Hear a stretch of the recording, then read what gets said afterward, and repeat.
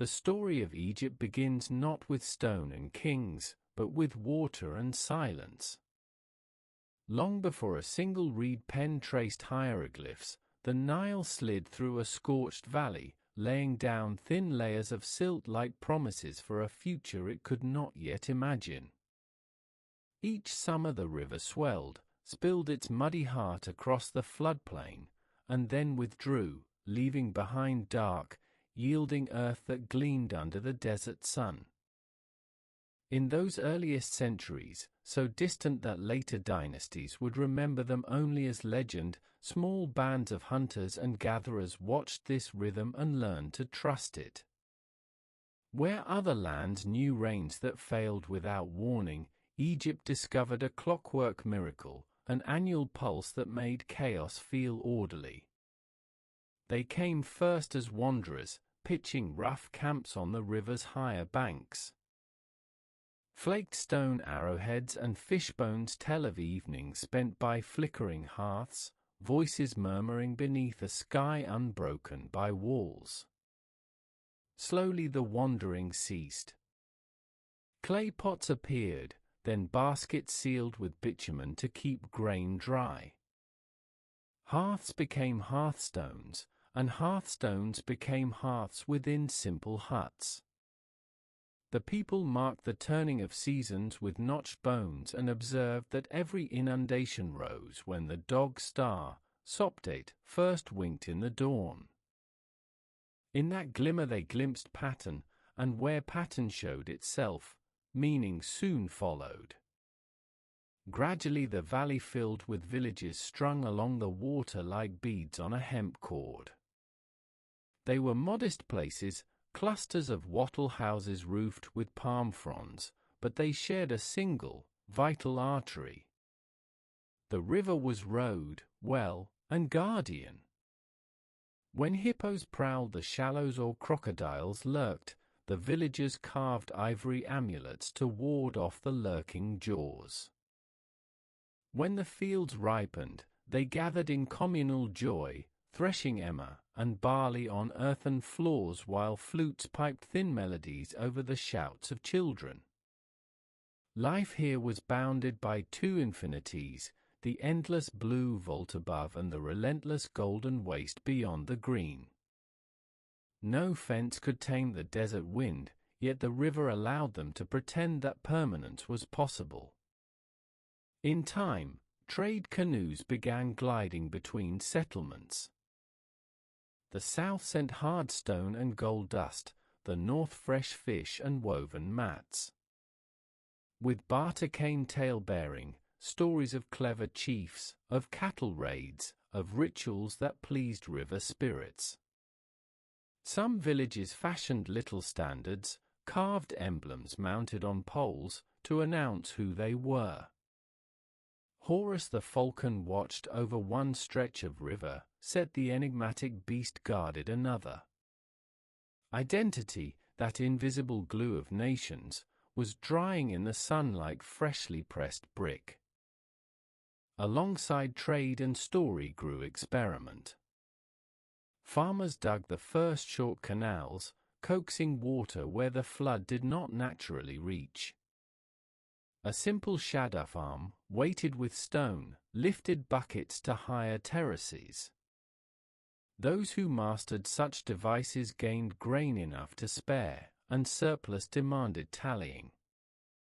Pebble counters turned into clay tokens, tokens into impressions on damp tablets. Somewhere, perhaps in the hands of a patient scribe near modern Komombo, a stylized picture of grain became a sign that could stand even when the grain itself was gone. Writing seed was sown. Yet power, like the river, gathers at confluences. As generations passed, stronger chiefs absorbed weaker neighbors. They married across clans, forged pacts sealed by shared deities, and occasionally drew blood to settle quarrels. Two great constellations of villages emerged, one in the broad, marshy delta where papyrus grew thick, another in the narrower southern valley where cliffs hemmed the Nile in bright limestone jaws. Later ages would speak of Lower and Upper Egypt, of the red crown in the north and the white crown in the south, forever dancing, forever contesting. But in these first stirrings the crowns were not yet crowns, they were ideas seeking form. By the twilight of this primordial era, subtle differences had already taken root. Northern potters favored wide-mouthed jars painted with riverine birds, southern artisans incised boats and swirling lines that hinted at journeys beyond mortal sight. What both halves shared was a faith in the river's benevolence and a dawning sense that humans, if they lived rightly, might partner with the great forces rather than merely endure them. Thus, before kings and temples, before pyramids cut the sky, Egypt rehearsed its oldest lesson, that order, Ma'at, rises from harmony with the natural pulse. The villagers of the Nile did not yet name that principle, but they felt it each morning when the eastern horizon bled gold and the river mist lifted like a curtain, revealing fields prepared for another cycle. In the hush of dawn, amid ibis calls and the rustle of barley, the future kingdom stirred within the mud, already dreaming of eternity.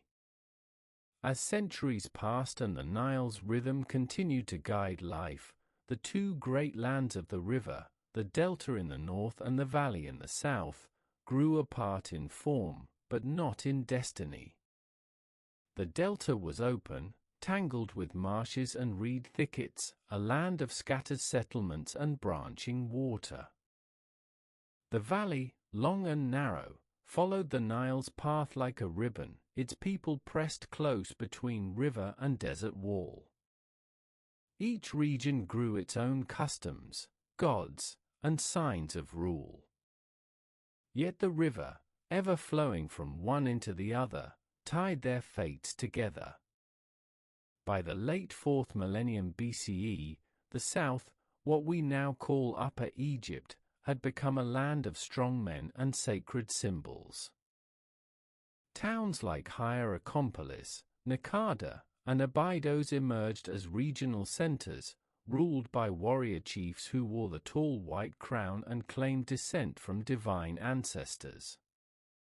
Their burial sites became more elaborate, their graves deeper, lined with wood, filled with pottery, tools, and offerings. It was not only the dead who were honored, but the idea of legacy, of memory held firm in stone and earth. In the north, Lower Egypt responded in kind. Their rulers wore the flat, red crown shaped like a coil and guarded the lush delta with both diplomacy and force. These leaders too left their marks, in seal impressions, in trade with Canaan and Byblos, in finely made palettes and carved ivory. But unlike the south, whose energies narrowed around consolidation and conquest, the north remained fragmented. And in time, that imbalance tipped the scales. It was from the south, from the valley around Hierakonpolis, that the figure arose who would change everything. His name echoes faintly now, through ivory tags and chipped slate, Narmer. Later kings would remember him as Mens, the founder, the first true pharaoh. But it was as Narmer that he marched, standard raised high, falcon of Horus gleaming on his chest, leading Upper Egypt's might against the divided north. The palette that bears his name still survives, a flat, ceremonial stone found buried near the temple of Horus. On one side, Narmer wears the white crown and strikes down a kneeling foe beneath the gaze of the gods. On the other, he dons the red crown and surveys rows of decapitated enemies. Between these scenes, standards march and animals intertwine, forming symbols of unification. It is art, but it is also message, a declaration that the two lands were now one. This act of union was not merely political. It was sacred. The king was no longer a man who ruled, he was a figure who embodied the land. In him, the North and South became a single body, bound by ritual and law. The white and red crowns, once rivals, were fused into the double crown, the pshent, a visual sign of a nation joined through strength and will. Nama, and those who followed him, did more than conquer. They reorganized the realm. They established Memphis near the river's bend as the new seat of power, a city poised between the two lands, between marsh and stone, between past and future. Here, from this threshold city, the king could speak to all Egypt. With unification came the need for structure. A class of administrators rose, trained in record-keeping and ritual. They were the scribes, bearers of a new invention, writing. What began as simple symbols on pottery evolved into a full system, hieroglyphs, capable of expressing law, prayer, poetry, and command. These signs, carved into ivory or painted on tomb walls, became the voice of the state, the echo of the king. Religion, too, evolved. The gods of both regions, Horus of the south, Wadjet of the delta, and many others, were drawn into a shared pantheon. Temples grew in complexity, rites in precision. Maat, the idea of cosmic balance, became central. The pharaoh's duty was now to uphold this order against chaos, to ensure that the floods returned, that justice was done, that the world remained whole. Thus, Egypt entered its first true age, the early dynastic period. And though time would see kings fall and capitals change, the vision forged by Nama endured. He did not just unite two lands, he created the idea of Egypt, eternal, ordered, and ruled by one who wore the crowns of both sky and earth.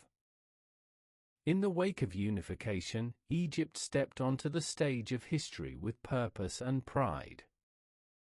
What had once been a chain of riverine settlements was now a singular kingdom, shaped by the hand of kings and the breath of gods. The first dynasty, born from Nama's conquest, laid the bedrock upon which all later greatness would stand. Their names are dim today, Hor-Aha, Jir, Den, Qaa, but in their time they were seen as divine figures, shepherds of the land, chosen to uphold the balance of the world. The capital at Memphis flourished under their rule. Its position near the apex of the delta made it a place where Upper and Lower Egypt could meet, where reeds of the north and stone of the south merged into monument and meaning. From Memphis, royal commands flowed outward on papyrus scrolls, carried by messengers, echoed in temples, and carved in stone. The king's reach extended from the Mediterranean marshes to the first cataract at Aswan. Though distant regions retained local customs, they bowed now to a shared authority. The king, or Nesubite, he of the sage and bee, was more than a man. He was a bridge between the divine and mortal realms. His titles reflected this: Lord of the Two Lands, Horus Victorious, Heir of the Gods. When he sat upon the throne, he bore not only crowns but burdens, the responsibility to ensure the floods came, to judge fairly, to offer to the gods with pure hands. The concept of Maat, that sacred balance of truth, justice, and cosmic order, now guided the workings of the state. Without it, Egypt would crumble. To serve this ideal, a class of officials emerged. The vizier stood at the king's right hand, managing the affairs of the court and provinces. Beneath him were tax collectors, scribes, overseers of granaries, and judges. These men formed Egypt's first bureaucracy, a human skeleton to support the body of the realm. They did not build pyramids, yet, but they built records, set laws, counted harvests, and planned for drought. Their work was quiet, but it endured. Writing, still new, gained speed. No longer just a tool of display, it became an instrument of memory. On ivory labels and stone stelae, kings recorded victories, rituals, and gifts to the gods. In tombs, scribes noted inventories and prayers, marking the path from life to eternity. Hieroglyphs, sacred and formal, held pride of place on monuments, while simpler scripts emerged for daily affairs. Language itself became a pillar of civilization. Religion too took root in deeper soil. Local deities, once tied to a single hill or shrine, began to gather wider followings. Horus, the falcon god of kingship, became the living symbol of the monarch. Osiris, god of the afterlife, began his slow ascent as lord of the dead. His myth of death, dismemberment, and resurrection mirrored the Nile's cycle and gave comfort to those who feared the dark. Even in these early centuries, the belief in life after death grew strong. To die was not to vanish, but to journey onward, provided proper rites were observed. And so, tombs grew more elaborate. The royal tombs at Abydos and Saqqara bore long corridors, subsidiary graves for servants and retainers, and false doors through which the dead could pass. Offerings were laid, bread, beer, oxen, and incense, so that the soul might be nourished in the next world. These were not yet pyramids, but they were steps toward that dream of eternity made visible in stone. Meanwhile, the land itself flourished. Irrigation spread, enabling surplus harvests. Artisans carved delicate ivory combs and polished stone vessels with steady hands. Traders traveled down the Nile and out to the Sinai, bringing turquoise and copper. Others sailed north to Canaan or south toward Nubia. From these journeys came not just goods, but ideas, ways of building, shaping, and imagining the world. By the time the Second Dynasty arrived, the shape of Egypt was set. Though brief conflicts flared, rival claimants, short reigns, the occasional break in records, the overall vision held. The king ruled as Horus on earth. The scribes recorded his will. The temples performed the ancient rites.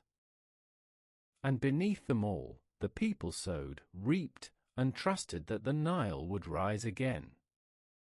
What began as a chain of villages had become a living machine, powered by faith, memory, and the ceaseless labor of thousands. The stones were not yet stacked into pyramids, but already, Egypt was building something far greater, the very idea of kingship, carved not in granite, but in the minds of all who dwelt by the river. It was during the early years of the Third Dynasty that Egypt lifted its gaze more firmly toward the sky. After centuries of careful consolidation and quiet ritual, a bold vision took form, one that would change the landscape of the Nile forever. The man at its center was Dosa, a pharaoh of uncommon ambition. His reign marked the opening of the Old Kingdom, a time when divine kingship matured and stone became the language of eternity. Dosa ruled from Memphis, as his forebears had, but his dreams stretched far beyond his city's low mud brick walls. He understood, perhaps more clearly than those before him, that a king must live not only in memory but in monument. To guide this vision, he turned to a man of genius, Imhotep. Part high priest, part architect, part physician, Imhotep was entrusted with a sacred task, to craft a resting place for the king that would reflect not only his power, but the eternal order he embodied. The result rose from the Saqqara Plateau like no structure before it, the step pyramid. It began modestly, a mastaba, the traditional flat-roofed tomb used for nobles. But Imhotep dared more. He expanded upward, stacking smaller mastabas atop one another until the form became something new, a pyramid of 6 steps, each level receding, each layer lifting the soul of the king higher toward the heavens. It was a stairway of stone reaching toward the eternal realm. For the first time in Egyptian history, stone, hard, unyielding limestone, was used on such a vast scale. Workers shaped and placed thousands of blocks, aligning them with sacred precision. They built courtyards, colonnades, and chapels within a walled complex that stretched for hundreds of meters. Every part served a purpose. The king's spirit, or Ka, would move through these spaces in ritual, receiving offerings, renewing its bond with the gods, and rejoining the cosmic cycle. But this was no mere tomb. It was a statement. Djoser's step pyramid declared to all who saw it that Egypt had entered a new phase. Here was a civilization that could command stone and space. Here was a king who did not fade into dust but endured in light and shadow. And here was a priest-architect, Imhotep, whose name would echo through ages, eventually deified as a god of wisdom. Around this central pyramid complex, other innovations bloomed. Craftsmen experimented with stone columns carved to resemble bundled reeds, imitating nature in enduring material. Walls were inscribed with false doors and scenes of ritual, allowing the spirit of the king to pass between worlds. The entire enclosure was not simply a grave, but a theater of divine presence, where heaven and earth brushed against one another. Djoser's success inspired those who followed. The pyramid form, once unknown, became the standard for royal tombs. Future kings would seek to improve upon it, to build higher, to refine the angles, to reach for a smooth-faced perfection. But it was here, on the Saqqara Plateau, that the dream began. This era, the early Old Kingdom, saw Egypt stretch into new dimensions, artistic, architectural, and spiritual. Central authority deepened. State resources expanded. The king's image became more godlike, less tethered to mortal concerns. In statues, Djoser is shown serene and eternal, wrapped in a sedge cloak, eyes fixed beyond time. His visage is not that of a man who once ruled, but of a being who continues to rule from beyond the veil. And so, Egypt began its long dialogue with stone, a dialogue of permanence, of order against chaos, of form against decay. The Nile still rose and fell, and the peasants still bent their backs in the fields. But above them, a new idea cast its shadow, that the pharaoh was more than flesh, and that through mastery of stone and rite, one could step from time into eternity. After Djoser, the path forward was clear. Egypt would build in stone, and its kings would climb toward the eternal. But the road from step to smooth pyramid was not sudden. It passed through trial, through failure and insight, and through the will of a king named Sneferu, the founder of the fourth dynasty. He was a ruler unlike any before him, patient, ambitious, and possessed of a vision that would forever change Egypt's skyline. Sneferu ruled from Memphis, but his mind reached far beyond. He was the first to take the pyramid not only as a tomb but as a national enterprise, a symbol of divine kingship visible for miles. Under his reign, Egypt mobilized craftsmen, quarrymen, engineers, and laborers on a scale never seen. The result was a trio of experiments, each a lesson in form, force, and faith. His first attempt rose at Maydam. It began, like Dosas, as a step pyramid, but the plan shifted mid-construction. Workers filled in the steps to create smooth sides, a bold transition from stairway to mountain. Yet the design proved unstable. Over time, much of the outer casing collapsed, leaving Maydam like a broken tower in the desert wind. Some called it the collapsed pyramid, but to Sneferu, it was a step in learning. The failure did not shake him. It taught him. Undeterred, he turned to a new site, Dasha. There, in the open desert south of Saqqara, his builders raised the bent pyramid. Its lower half rose at a steep angle, too steep, it seemed, for safety. Partway through, the angle shifted, the upper courses laid at a gentler slope. The result was striking, even beautiful, but again imperfect. The shape was odd, the weight uneven. But now the dream was within reach. At last, Sneferu ordered a third pyramid, also at Dasha. This one would be his triumph.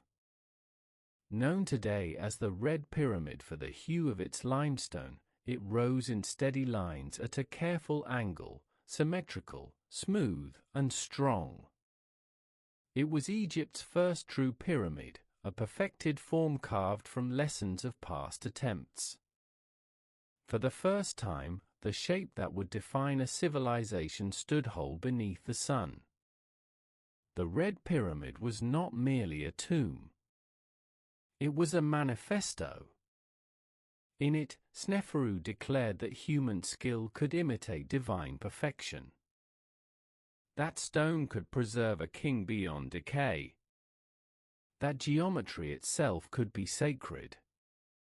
Inside, long corridors lead to high-roofed chambers, their ceilings formed by corbelled blocks, stacked inward, arching like the ribs of a great beast. The air within still carries the stillness of intent, the silence of a mind turned toward the eternal. Sneferu would be buried here, though his body has never been found. What remains is the pyramid itself, serene on the desert plain. His building works reached beyond pyramids. Under his rule, Egypt mined turquoise in Sinai, imported cedar from Lebanon, and sailed south to Nubia. These expeditions brought wealth and knowledge, but also shaped Egypt's sense of itself as a force beyond the valley. It was Sneferu who made Egypt not only a land of grain and flood, but a kingdom of order projected into the world. The craftsmen he gathered, the masons, the surveyors, the stone cutters, became masters of their art. With copper chisels and wooden sleds, with rope, sand, and clever leverage, they moved stones weighing tons. They read the stars, aligned corners to cardinal points, and shaped the desert into geometry. Their names are mostly lost, but their work still stands.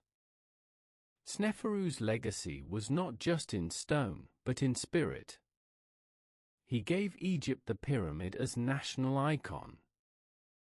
Later kings would imitate his designs, his scale, his ambition. But he alone had the patience to build, fail, and try again. Under his hand, architecture became theology, each block a prayer, each line a hymn to the eternal. When Sneferu died, he left more than monuments. He left a model of kingship rooted in order, vision, and endurance. His pyramids rose not only from the sand, but from the heart of Egypt's faith, that through careful work and cosmic alignment, the king could step from life into eternity, and take the nation with him. The Red Pyramid stood quiet on the plain, a final word from Sneferu. But his son would speak louder still. His name was Khufu, and under his rule, the pyramid would grow not only taller, but grander, an achievement so vast, so precise, that it would defy time itself. In Khufu's reign, Egypt reached for the sky with hands of stone, and the Great Pyramid of Giza was born. Khufu inherited a strong, stable kingdom. The state machinery built by his father was running smoothly, overseers, scribes, quarrymen, and priests all working in rhythm. But Khufu saw a greater vision. He did not want to improve on what had come before. He wanted to surpass it, utterly. He chose a new site near modern Cairo, where the desert plateau rose above the fertile valley. Here, where the wind whispered across limestone ridges, he would build the greatest tomb the world had ever seen.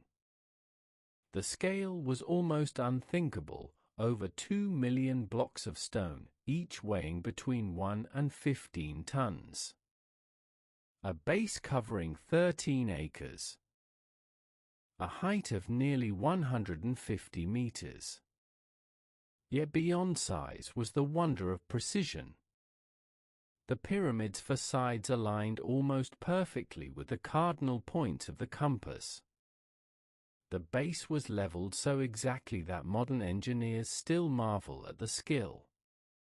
This was not brute labor. It was genius. The workforce was vast, but not enslaved. Evidence from nearby workers' villages, discovered in the 20th century, reveals that the laborious were well fed, housed, and organized into rotating crews. Some bore team names like the Friends of Khufu or the Drunkards of Menkaure. They worked in shifts, brought in from across the country, a national endeavor in stone. Egypt did not build pyramids with chains, but with bread and purpose. Inside the pyramid, narrow corridors wind upward into chambers hidden deep within the stone. The king's chamber sits at the heart, roofed with granite beams weighing dozens of tons, stacked in layered relieving ceilings to bear the weight above. The queen's chamber lies beneath, though its purpose remains debated. Most remarkable of all is the Grand Gallery, a soaring, corbelled hallway of mysterious function, like a stone throat leading toward the heavens. Khufu himself left few records. A tiny ivory statue found at Abydos, only a few inches tall, is one of the few images of him that survives. His pyramid speaks more clearly than any inscription. It declares not just power, but a vision of kingship that stretched beyond death, beyond time. For the Egyptians believed that the pyramid was more than a tomb, it was a machine of transformation, turning the dead pharaoh into a living god. Near Khufu's pyramid, boat pits were dug. Within them lay dismantled solar boats, designed to carry the king across the sky with Ra, the sun god. One of these boats has been reconstructed, a masterpiece of cedar and rope, capable of sailing today. It was not built to float on water. It was built for eternity. Around the pyramid, a necropolis grew. Nobles and officials sought burial nearby, hoping to bask in the king's eternal aura. Temples were built for ritual offerings. Causeways stretched from the valley temple to the pyramid, lined with scenes of divine ceremonies. Giza became more than a tomb site. It became a spiritual center, a stone city of the dead. Khufu's reign marked the peak of royal ambition. He unified labor, faith, and architecture into a single statement of cosmic order. His pyramid stood not only as a monument to his rule, but as a symbol of the entire Egyptian worldview, that life and death, earth and sky, king and god were all bound together by Ma'at, the harmony of all things. In later centuries, Khufu's memory dimmed. Some remembered him as a harsh ruler, others as a king of divine might. But the pyramid endured. Long after his name faded from scrolls, his monument stood tall against the desert wind, its golden capstone once gleaming beneath the sun. It stands still. As the Great Pyramid settled into the horizon, Khufu's legacy cast a long shadow, both in stone and in ambition. Yet the Giza plateau did not fall silent. His successors continued to shape it, raising their own pyramids and sanctuaries, each one a new chapter in Egypt's dialogue with the Eternal. The kings who followed, Khafra and Menkaure, did not merely imitate, they built with their own vision, expanding the sacred landscape and deepening its mystery. Khafra, Khufu's likely son, took the next place on the plateau. His pyramid, slightly smaller than his father's, rose beside the Great Pyramid but stood on higher ground, giving it an equal stature in the eye. It too was sheathed in smooth limestone, and near its summit, some casing blocks remain even today, white and shining, a glimpse of the pyramid's original brilliance. At its foot, Khafra built a valley temple, mortuary temple, and a causeway linking the two, just as Khufu had. But Khafra's complex held something more, a guardian, carved from the bedrock itself. The Great Sphinx. Lying with paws outstretched and a lion's body, its human face wears the king's headdress and, perhaps, his likeness. It gazes eternally to the east, toward the rising sun. Its expression is calm, severe, timeless. In it, human and beast, king and god, are joined. The Sphinx was not named in ancient texts, nor does it proclaim its maker in hieroglyphs. Yet many believe Khafra ordered its carving, a fusion of royal power and cosmic vigilance. The Sphinx was not merely a statue. It was part of a grand spiritual design. The temple in front of it, built with massive limestone blocks, was likely a place of solar worship, a shrine where the first rays of dawn touched the earth and renewed the soul of the king. Each day, the sun rose behind the Sphinx's back and bathed its face in light. It was as if the king himself greeted the dawn. Menkaure, who followed Khafra, chose a different tone. His pyramid, the smallest of the three at Giza, was modest in size but rich in craftsmanship. Its lower courses were faced with red granite from Aswan, each block carefully smoothed and polished. His mortuary temple, though unfinished at his death, was adorned with fine reliefs and statues, images of the king embraced by gods, walking with Atha, or standing firm with the local deities of the nomes. Menkaur's art speaks softly but clearly. Here was a king close to the gods, not towering above them, but walking beside. Near his pyramid, statues were uncovered in modern times that show the king flanked by goddesses. They are serene, balanced, and human. There is no violence, no war, no conquest. Only harmony, the king as mediator, as beloved son of the divine. Together, the pyramids of Khufu, Khafra, and Menkaur formed a triad of faith and order. They were not built in competition, but in continuity. Each ruler shaped the land according to his role, aligning his monument with celestial paths, with sacred geometry, with the Nile itself. Giza became a sacred map, a mirror of heaven on earth. The builders, too, left traces of their lives. Nearby, tombs of craftsmen, overseers, and priests speak of communities bound to the task of tending the dead. These men lived in stone villages, shared bread and beer, and passed down their skills from father to son. Their graffiti names cruise, tells jokes, even prays for safe passage into the next world. They did not see themselves as slaves, but as servants of a divine order. As the Fourth Dynasty came to a close, the era of massive pyramid building reached its height. No later king would match Giza in scale. Yet what was built there was more than architecture, it was an idea. The pyramid stood as the king's eternal body. The Sphinx watched as his soul journeyed through the stars.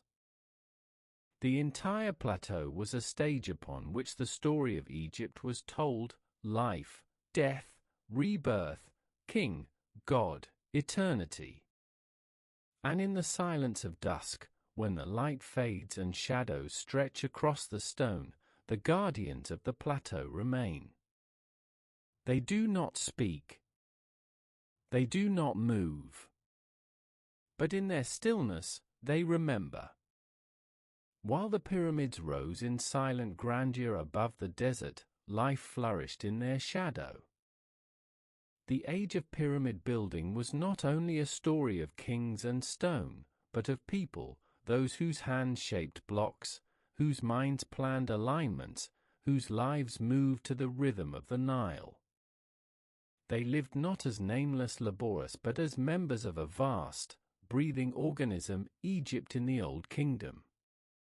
The Nile remained the nation's heartbeat.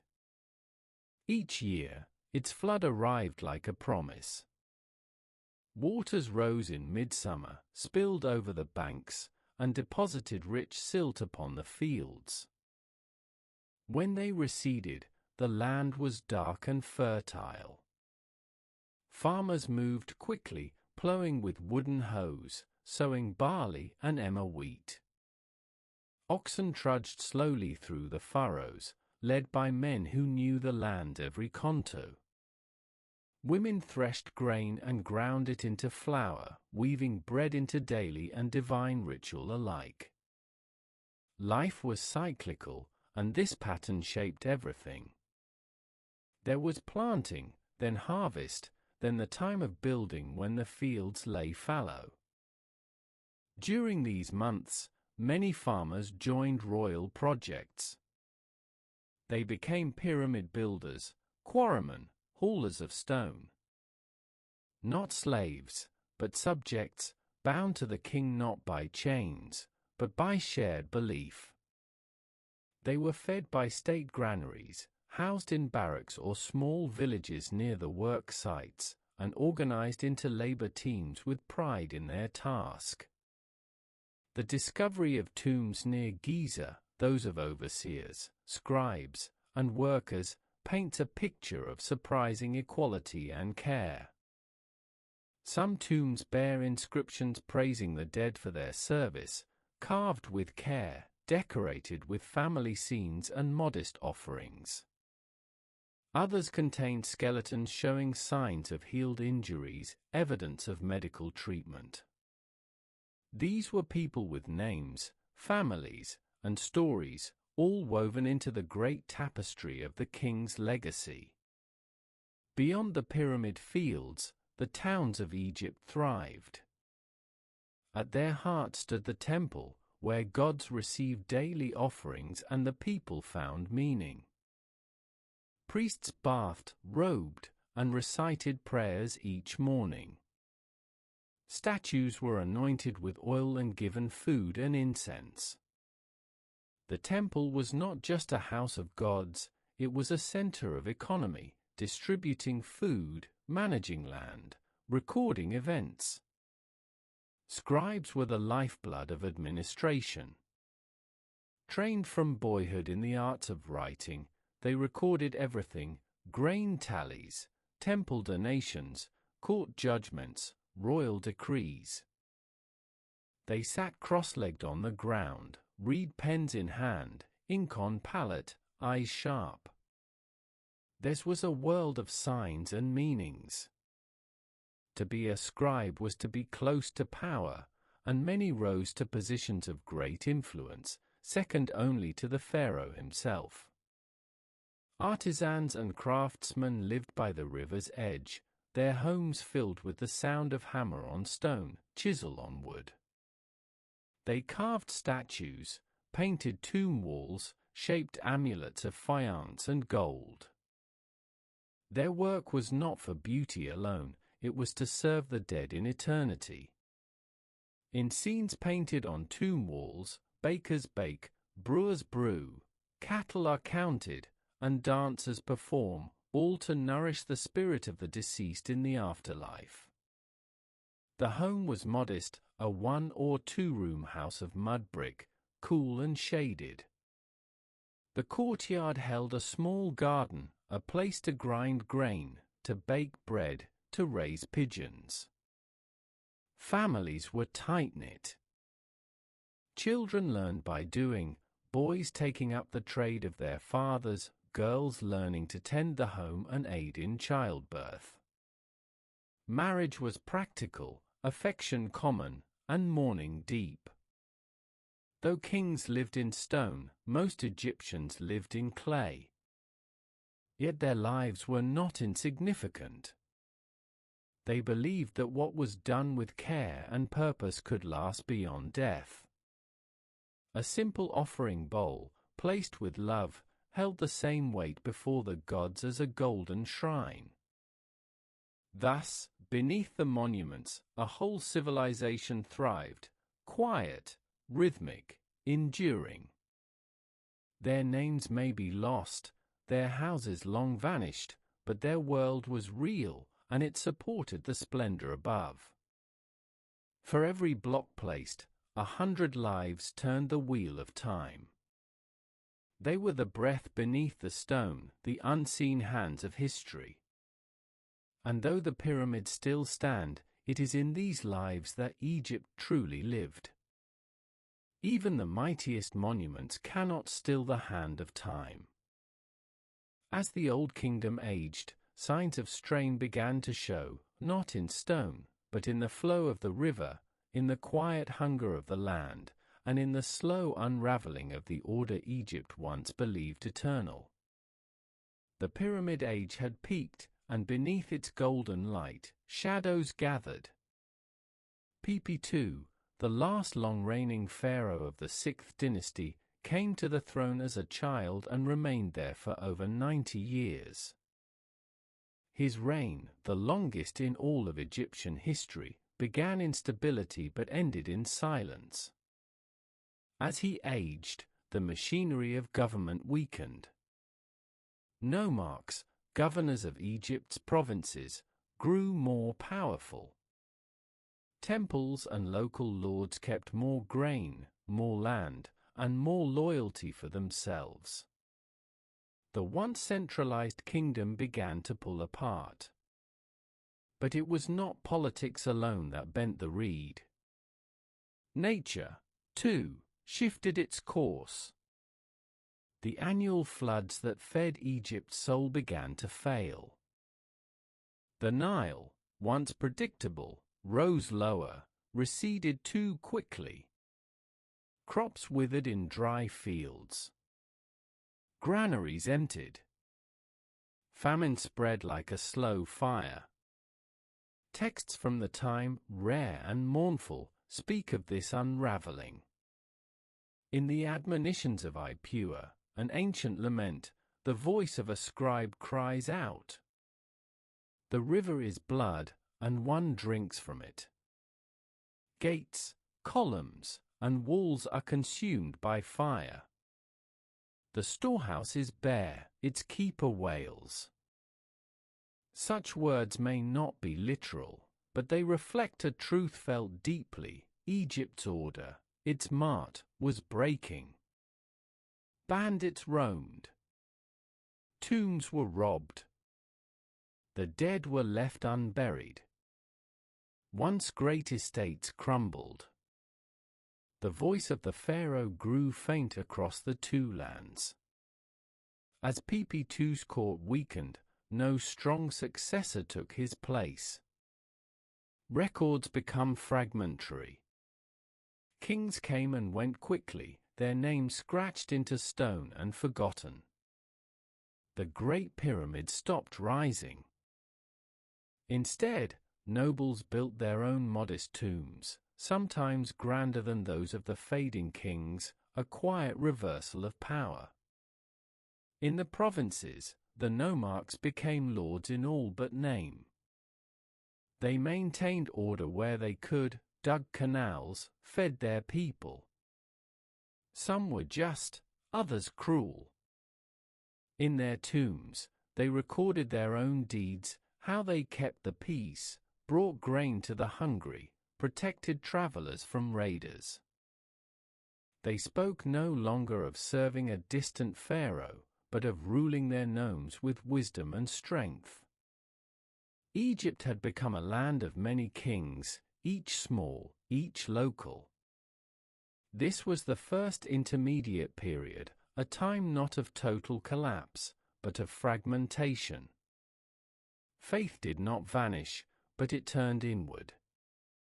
Without the pyramid temples to channel ritual on a national scale, families took religious life into their own hands.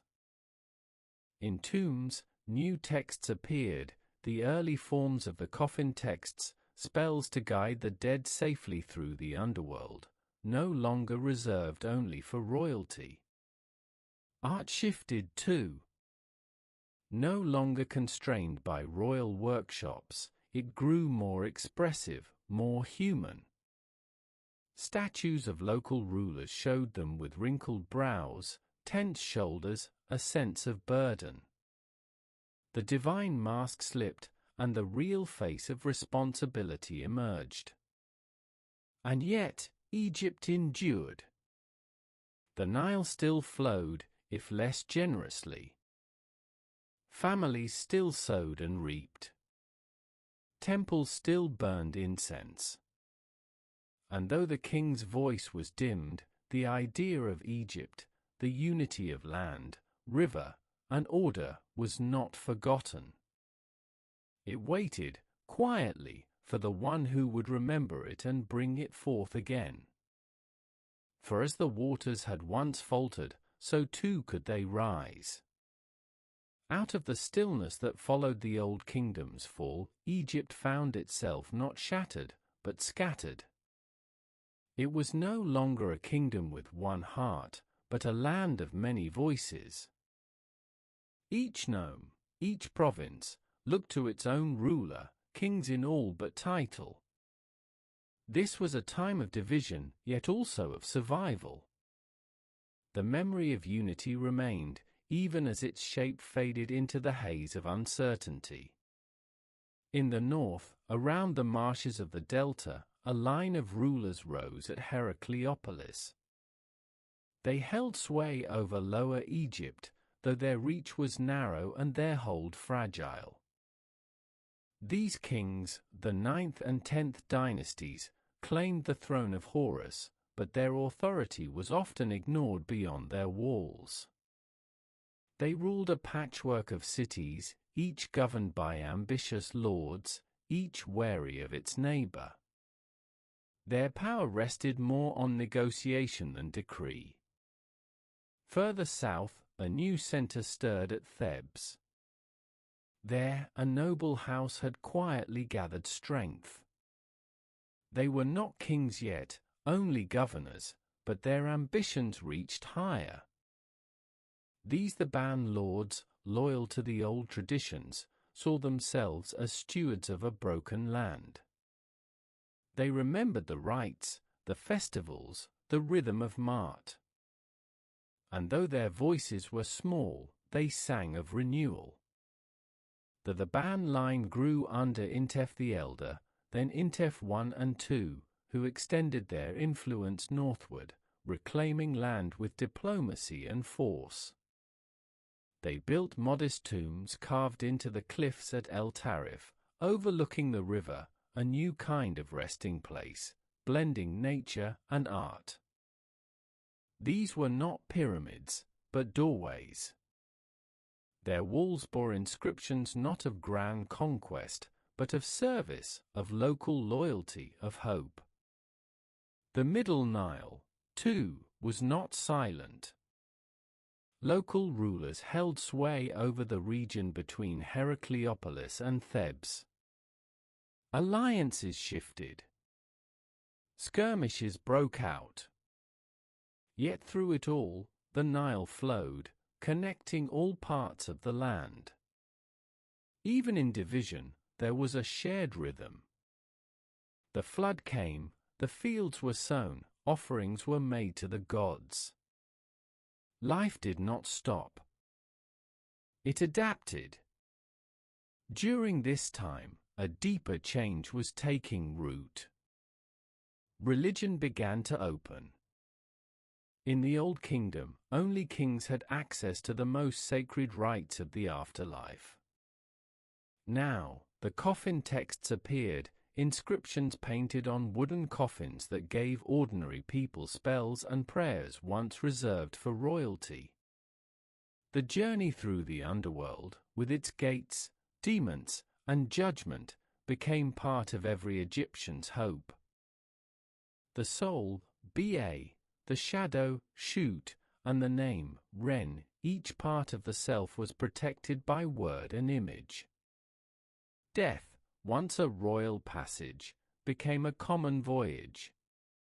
Art and literature followed this inward turn. Statues of local rulers showed them not as gods, but as men, thoughtful, often weary.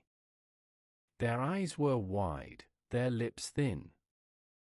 In tomb paintings, scenes of daily life returned, herding cattle, baking bread, fishing with nets. These were not just memorials, they were affirmations of life's simple, enduring acts. Among the most vivid voices of this age was a tale, likely copied by scribes learning their craft, the story of the eloquent peasant. It told of a farmer whose goods were stolen and who pleaded for justice with beautiful, reasoned speech. His words, poetic and persistent, touched even the heart of the judge. It was a tale of wrong made right, not through force, but through the power of truth. Such stories reflected the spirit of the time, that dignity lay not in titles, but in conduct, that even the lowly could stand before power and speak. And so, while kings rose and fell, while nomes shifted allegiance and warred, the people of Egypt lived on. They found strength not in crowns, but in continuity, in the planting of seeds, in the singing of prayers, in the telling of stories that reminded them who they were. The Theban house continued to rise. Soon, a new name would emerge from its line, one who would take up the mantle of unification and restore the shape of Egypt once more. But before that, there was silence and a deep remembering. For in the stillness between empires, the soul of Egypt listened. From the calm banks of the southern Nile, where limestone cliffs caught the morning sun, Thebes emerged as more than a regional power. What had begun as a provincial house during the days of division was now ripening into a force capable of reunifying the land. Its rulers bore not only ambition but a sense of divine mission, to restore what had been lost, to draw the scattered threads of Egypt back into a single weave. It was Mentuhotep II who would achieve this. A man of purpose and solemn resolve, he was not born a conqueror, but history would shape him into one. His rule began like those of his predecessors, steady, regional, rooted in local loyalty. He inherited the growing legacy of the Theban line, already expanding northward. But he saw further. He did not wish merely to defend Thebes. He wished to restore Egypt. The challenge lay in Heracleopolis, still claiming the kingship in the north. Its rulers held the title, but their reach was thin. The moment for decisive action had come. Mentuhotep marched north. It was not a single battle, but a slow and grinding campaign, city by city, province by province. Along the way, he built loyalty not with terror but with vision.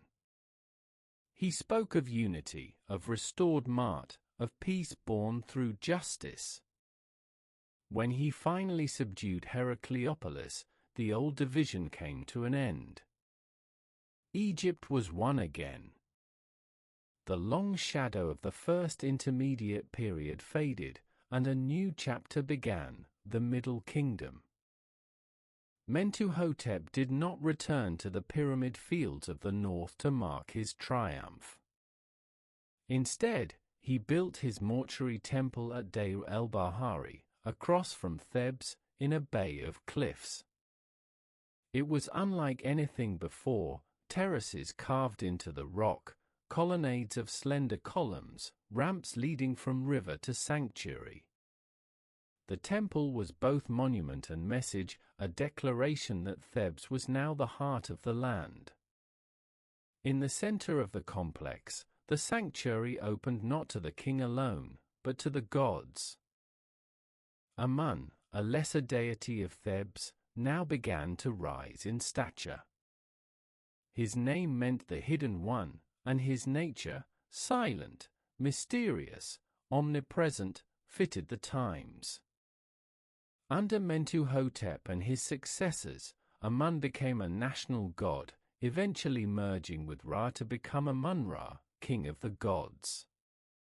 His temple at Karnak, begun modestly, would grow into the largest religious complex in human history. With unity restored, the king turned inward. Temples were repaired. Canals were dug. Tombs were commissioned for loyal nobles. The bureaucracy, which had grown unruly during the time of division, was restructured. Positions were standardized, duties clarified. The king's authority, though firm, was also collaborative, built on the service of scribes, governors, and priests. Mentuhotep's imagery evolved with his role. Early statues show him in traditional royal form, striding forward, arms firm. Later ones portray him in Osirian aspect, wrapped in tight linen, skin painted black for rebirth. He was no longer just a ruler of the living. He had become a symbol of death overcome, of Egypt renewed. His reign marked a cultural turning point. Artists returned to classical forms, yet introduced new grace. Reliefs became more fluid, more attentive to expression. In literature, the themes of morality, fate, and the human heart grew richer. Wisdom texts offered advice to sons: be just, speak carefully, remember the gods. Egypt was relearning how to hope. Mentuhotep ruled for over 50 years. When he died, he left behind more than a temple, he left a reborn nation. Thebes was now Egypt's spiritual and political core. Later kings would follow his path, building not just monuments but systems, roads, laws, memories. His name meant the god Montu is content. But he did more than satisfy the war god. He brought peace from war, unity from division, order from drift. And Egypt, once broken, stood whole once again, its voice steady, its river faithful, its heart newly crowned. After Mentuhotep II reunited Egypt, his successors deepened and refined the kingdom he had restored. Among them, the figures of Amenemhat I and his son Senusret I stand tall, kings not only of ambition, but of structure. Under their guidance, the Middle Kingdom would rise to its full strength, not in spectacle but in stability. It would become a land tightly governed, deeply cultured, and confident in its identity. Amenemhat I, a man of uncertain origins, was not born a prince. He rose through the ranks, perhaps as a vizier under Mentuhotep's last years, and claimed the throne around 1985 BCE. His ascent was not without tension. Some scholars believe he may have seized power, though the records are cautious in their praise. What is clear is that he brought with him a sharp mind for order. Early in his reign, Amenemhat made a symbolic move. He shifted the capital northward to a new city, Idjituri, near the entrance to the Fem Basin. The name meant Caesar of the two lands, a bold declaration of national control. From here, closer to the delta's arteries, the king could better manage the whole kingdom. Idjituri's exact location is now lost, but its influence remains. It became the nerve center of Egypt's administration, coordinating trade, taxation, justice, and defense. Amenemhat reorganized the provinces, appointing loyal officials and reducing the independence of powerful nomarchs. He emphasized royal control over temple lands and reasserted the authority of the crown in both legal and spiritual matters. His reign was marked by discipline and foresight. Yet he did not govern alone. He shared power in a co-regency with his son, Senusret I, a practice that became common in the Middle Kingdom. It allowed smooth transitions, prevented succession crises, and trained future kings in the art of rule. Together, father and son brought a rare harmony to the land.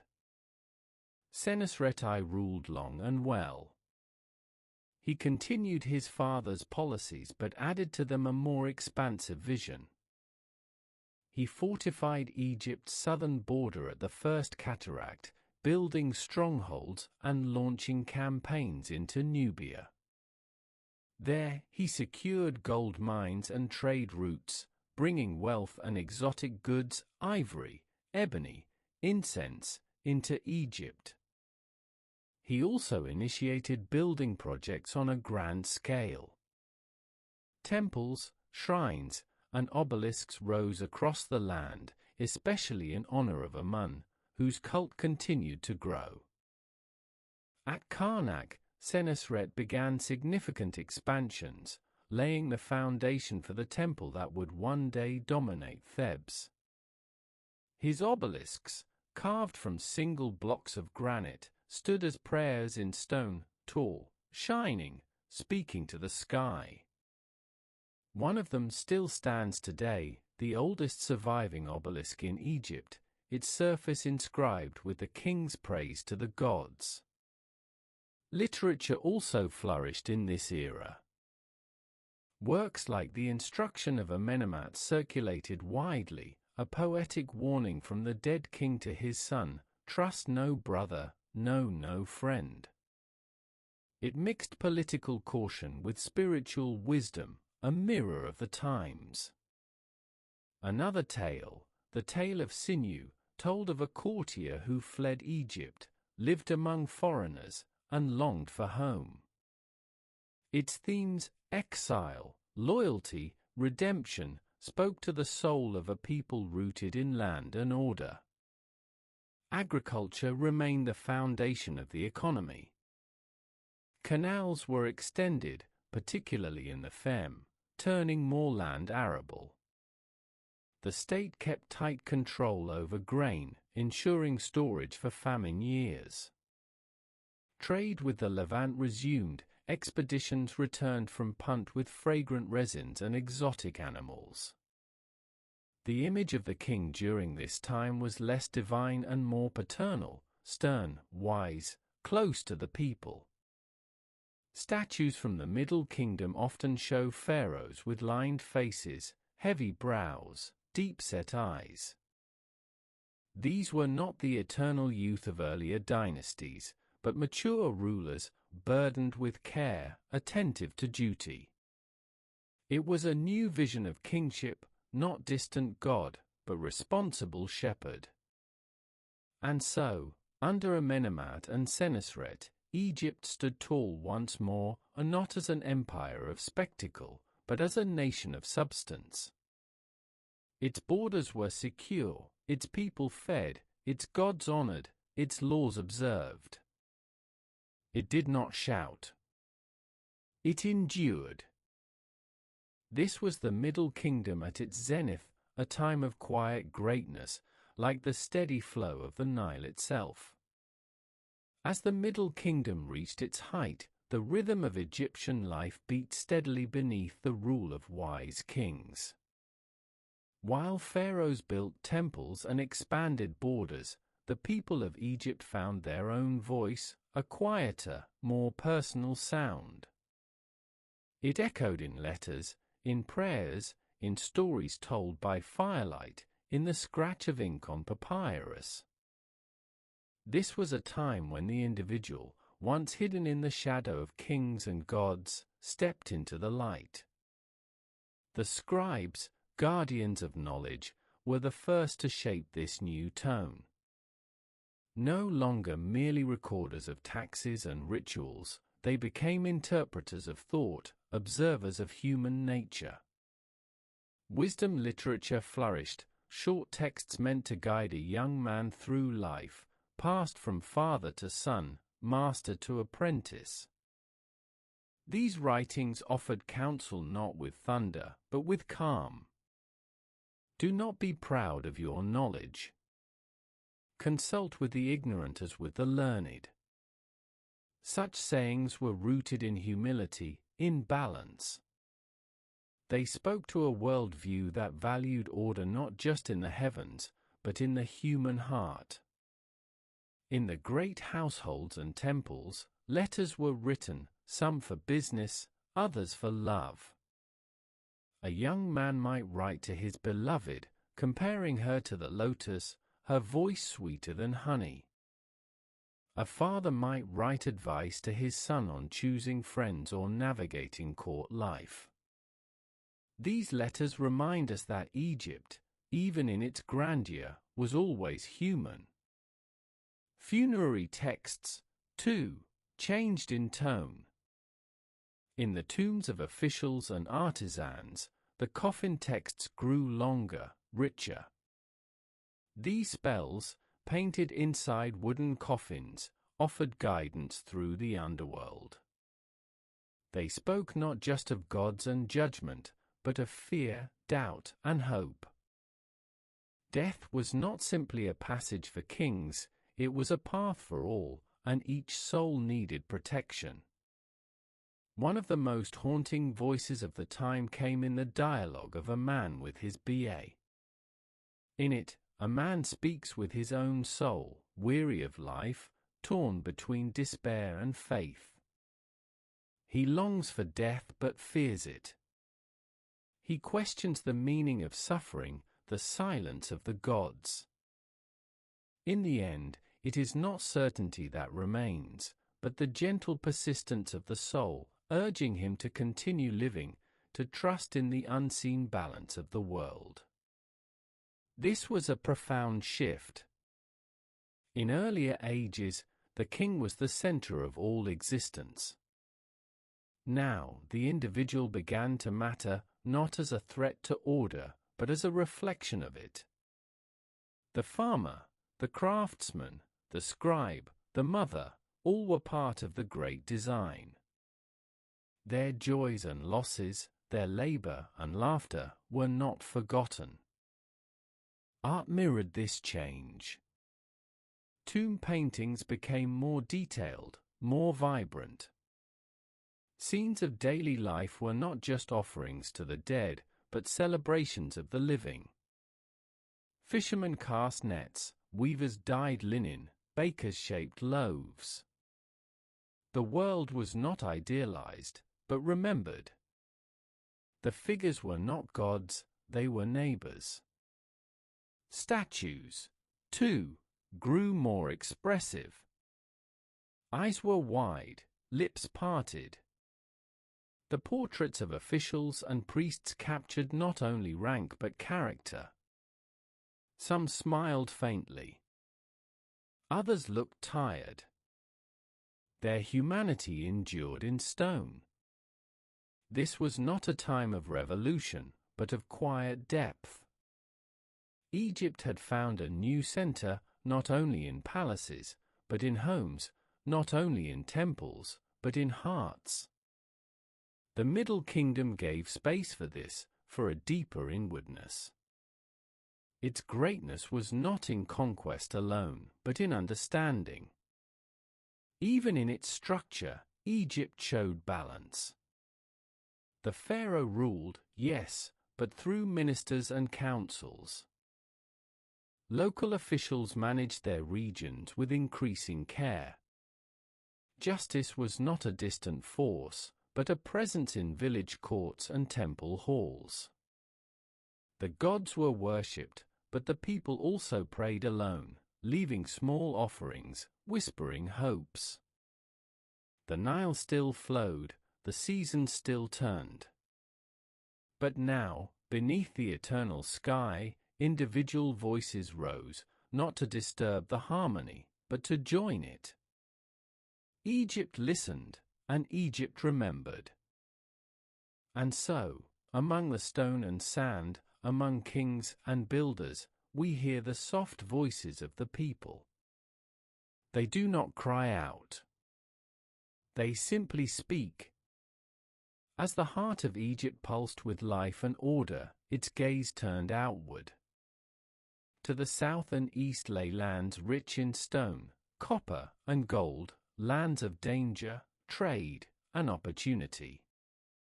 The kings of the Middle Kingdom, especially under Senusret III, saw the boundaries of their world not as limits, but as edges to be fortified, protected, and shaped. Nowhere was this clearer than in the south, where the Nile passed through narrow gorges and jagged hills toward Nubia. This region, long a source of gold and labor, was both ally and rival. Earlier kings had ventured there, but Senusret III transformed the relationship. He did not merely trade. He conquered and built.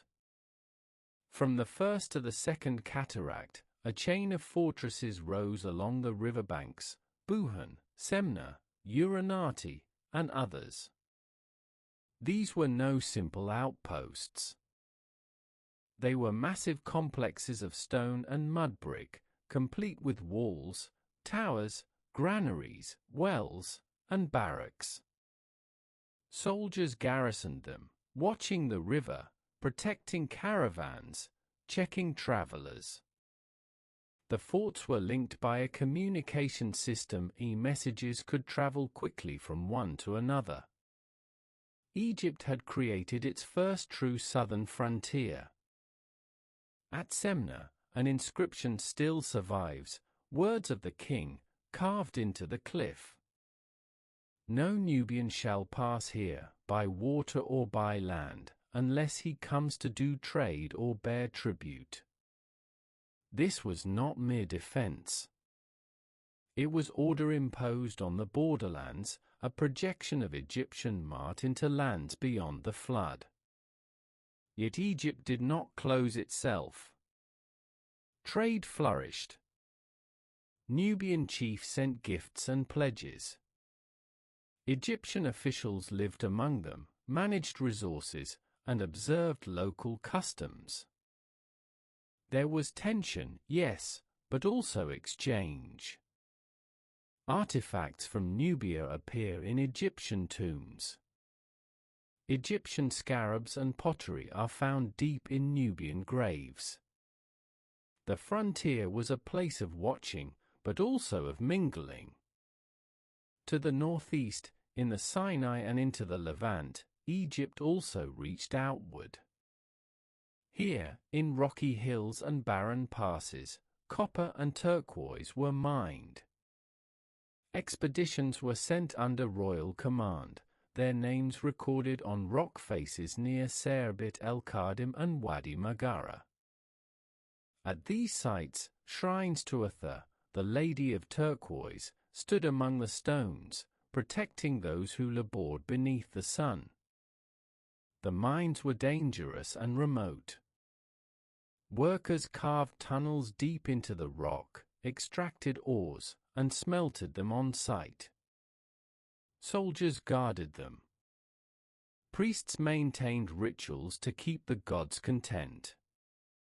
These expeditions were feats of coordination, requiring food, water, tools, and trust. The returns were vital: copper for tools, turquoise for jewelry, both symbols of wealth and prestige.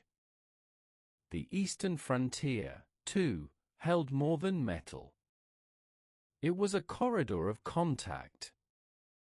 Semitic-speaking peoples lived along the desert routes. Traders passed through with oil, wine, incense, and horses. Some settled in Egypt, especially in the delta. Their presence would grow with time, shaping future events. But for now, they were welcomed, regulated, and absorbed into the rhythm of the land. Egypt's concern with its borders was not born of fear alone. It reflected a growing awareness that the world was larger, more complex, more interconnected. The Nile remained the source, the heart, but its veins reached far beyond. Control of the frontiers ensured not just security, but identity. Within the walls of Buhan or the shadows of Sinai, Egypt defined itself. At home, these efforts were mirrored in administration. Records of expeditions were kept in state archives. Scribes accompanied the missions, carving names and dates onto rock and papyrus. Officials were rewarded for successful journeys. The court paid attention not just to temples and taxes, but to the edges where Egypt met the unknown. In tombs of the period, scenes of foreign lands appear: Nubians with gold and cattle, Asiatics with donkeys and gifts. The message was clear: Egypt was the center, but it knew the world beyond. It welcomed tribute, offered protection, and demanded respect.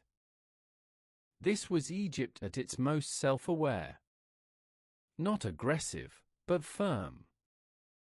Not isolated, but selective. It built walls, not to keep the world out, but to meet it on its own terms. And behind those walls, on the sunlit cliffs and riverbanks, the flag of the pharaoh flew, steady, watchful, serene. While Egypt's southern borders held firm under the gaze of its stone fortresses, the north told a subtler story, one of quiet migration, of growing diversity, and of strangers who became neighbors. In the fertile marshlands of the delta, where reeds whispered in the wind and trade routes from the Levant converged, new peoples began to settle. These were not invading armies, not yet, but merchants, shepherds, and wanderers seeking opportunity along the Nile's generous banks. They came from the east, from Canaan, from Syria, from the deserts beyond. Semitic in language, modest in number at first, they arrived as traders, workers, and craftsmen. Egypt, as it had done in earlier times, welcomed them cautiously. The state regulated movement, levied taxes, and ensured order. But the strangers brought skills, new tools, and fresh patterns of speech. Over time, they built communities, clusters of foreign families amid Egyptian towns. In the eastern delta, one such community grew larger than the rest. Near the site of Avaris, later known as Pyrameses, these Asiatic settlers built homes, dug canals, and blended customs. They worshipped their own gods alongside Egyptian ones, practiced burial rites both familiar and strange. Their pottery bore Levantine shapes, their weapons hinted at foreign styles. Yet they traded in Egyptian goods, wore Egyptian clothes, and spoke Egyptian words. The land of the delta was vast and loosely governed. Unlike the more closely watched provinces of the Nile Valley, the marshes offered space, room for difference, for blending, for quiet change. And as Egypt's central power declined once more toward the end of the Middle Kingdom, that space widened. The 13th dynasty, though legitimate, was marked by shorter reigns and weaker control. Kings came and went rapidly. Some ruled only for a few years, their names now barely legible on broken stelae. The grip of the pharaoh loosened. The bureaucracy remained, the temples still functioned, but cracks had begun to form. Into those cracks, the influence of the foreigners deepened. Eventually, a new political force emerged from among them, the Hyksos. Their name, Hekorkasut, meant rulers of foreign lands. It was a title the Egyptians used with unease, for these kings were outsiders who claimed Egypt's throne. Not as invaders from distant lands, but as settlers who had grown strong. From Avaris, they ruled much of Lower Egypt, establishing the 15th dynasty. They adopted Egyptian titles, worshipped Egyptian gods, and governed with the tools of the land they had entered. But they also brought innovations, bronze weapons, new types of bows, horse-drawn chariots. These tools would change the face of Egyptian warfare in the years to come. The Hyksos were not simply intruders, they were transmitters of change. And Egypt, though it resisted, would not remain untouched.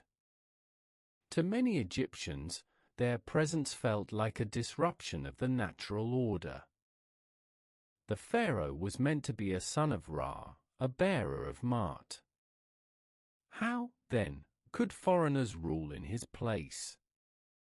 Some accepted the change, others quietly endured.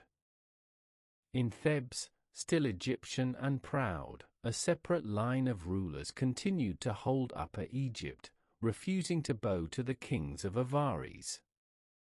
Tensions rose slowly. Trade and diplomacy coexisted with suspicion and resentment. The Hyksos respected Egyptian forms, but they were not born of the Nile. and the Nile, with its long memory, waited for its sons to rise. This period, the Second Intermediate, was one of uncertainty. Egypt was not conquered in a single battle, nor wholly subdued. Rather, it became two lands again, north under Hyksos' rule, south still loyal to native kings. The old division returned, but this time with deeper consequences. Still, the delta thrived. Crops were planted, goods exchanged, temples still honored the gods. Life endured, as it always had, beneath the weight of change. The strangers had come softly, but they had come to stay. And the land, quiet and watching, prepared for the fire that would follow. In the quiet halls of Thebes, where the southern kings still kept their court, discontent stirred like wind before a storm. The Hyksos, rulers of the north, reigned from Avaris, but their claim reached deep, too deep, for those who still held the old vision of Egypt. These native kings, though hemmed in by politics and distance, did not forget. They remembered a time when all the two lands bowed to a single throne. And so, from Thebes would come not just memory, but resistance. It began not with swords, but with words. A tale later recorded, part legend, part history, tells of Sekenenre Dao, the Theban king, receiving a message from the Hyksos ruler Apophis. In it, Apophis complained that the hippopotami in Thebes were disturbing his sleep in far-off Avaris. The message was absurd. It was an insult thinly veiled as complaint. And it was enough. Sekenenre took up the cause, not just of insulted pride, but of national restoration.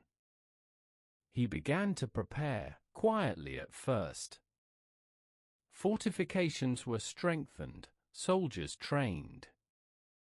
Thebes, still rich in spirit and faith, rallied to its king. Yet war would not come without cost. When Sekenenre met the Hyksos in battle, it is said he died violently. His skull, later discovered, bears brutal wounds. He had faced the enemy head-on and paid with his life. But his sacrifice did not end the fight. His son Kamos took the crown and the mantle of war. Kamos was bold. He led his forces north, striking deep into Hyksos territory, burning towns, capturing ships, cutting lines of supply. He carved his victories into stone stelae, proclaiming to the gods and the people that Egypt would rise again. He scorned those in the south who tolerated Hyksos' rule, calling them cowards and traitors. His war was not just for land, it was for identity. Yet Kamos, too, died young. The fight remained unfinished. It would fall to another, a boy when war began, to see it through. Ahmose I, son of Sekenenre and brother of Kamos, was shaped by fire. He came to the throne in turbulent times, but with Thebes behind him and the memory of his kin in his blood, he prepared for the final blow. His campaigns were not rushed. He built ships, trained chariotry, gathered strength. When he moved, it was decisive. He besieged Avaris, the Hyksos capital, and took it after bitter fighting. The city fell, and with it, Hyksos' rule. But Ahmose did not stop there. He pursued the fleeing enemy into Canaan, capturing cities, securing Egypt's northeastern frontier once more. His war was not only one of expulsion, it was a warning to all who might challenge Egypt again. At last, after decades of division, the two lands were reunited. Egypt had not simply survived. It had been reborn, sharpened, hardened, awakened. The era that followed, the New Kingdom, would be Egypt's greatest age of empire, art, and ambition. Ahmose recorded his deeds in temple inscriptions, honoring his ancestors and the gods. He repaired the damage done by war, reopened temples, built anew. In the south, he pushed into Nubia, restoring Egypt's control and influence. At home, he honored his mother, Queen Ahetep, who had ruled in his stead during his youth and rallied troops in times of crisis. Her burial goods, later discovered, speak of military honors, axes, daggers, golden flies of valor. The people of Egypt, long patient, now rejoiced. The river ran full. The temples rang with song. The king sat again in glory, not as a puppet of foreigners, but as the living image of divine order. And so, the war for liberation ended, not just in victory, but in renewal. Egypt had thrown off the weight of strangers and reclaimed its voice. The gods, long silent, were once more at peace. And the Nile, steady and eternal, flowed on, carrying the promise of empire. With the Hyksos expelled and the two lands united once more, Egypt turned its eyes outward. It had learned much from its long struggle, about weapons, about alliances, about the fragility of order. The kings of the 18th dynasty, born from war, would now carry Egypt beyond its old borders. They would not wait for enemies to approach. They would ride forth, into Nubia, into Canaan, into the far hills of Syria, and shape the world as they believed the gods intended it. At the head of this renewed nation stood Ahmose I, the liberator, now crowned not just as a restorer, but as a founder. He laid the foundation of a new age, but it was his descendants who would transform Egypt into an empire. His son, Amenhotep I, ruled with a sense of sacred purpose. He built temples and sanctuaries, strengthened the southern border, and honored the gods who had guided Egypt through its trials. Though his campaigns were modest, he solidified the gains made by his father.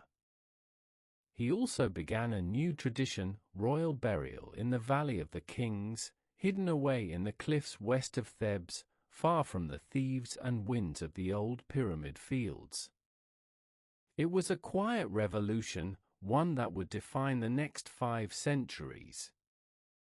After Amenhotep, the crown passed to Thutmose I, a man of great force and vision. He was a general before he was king, and he brought that discipline to his reign. His armies marched south into Nubia, subduing the powerful kingdom of Kush, and built fortresses deep in its heart.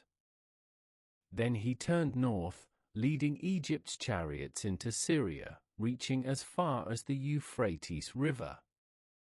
His campaign was swift, but symbolic.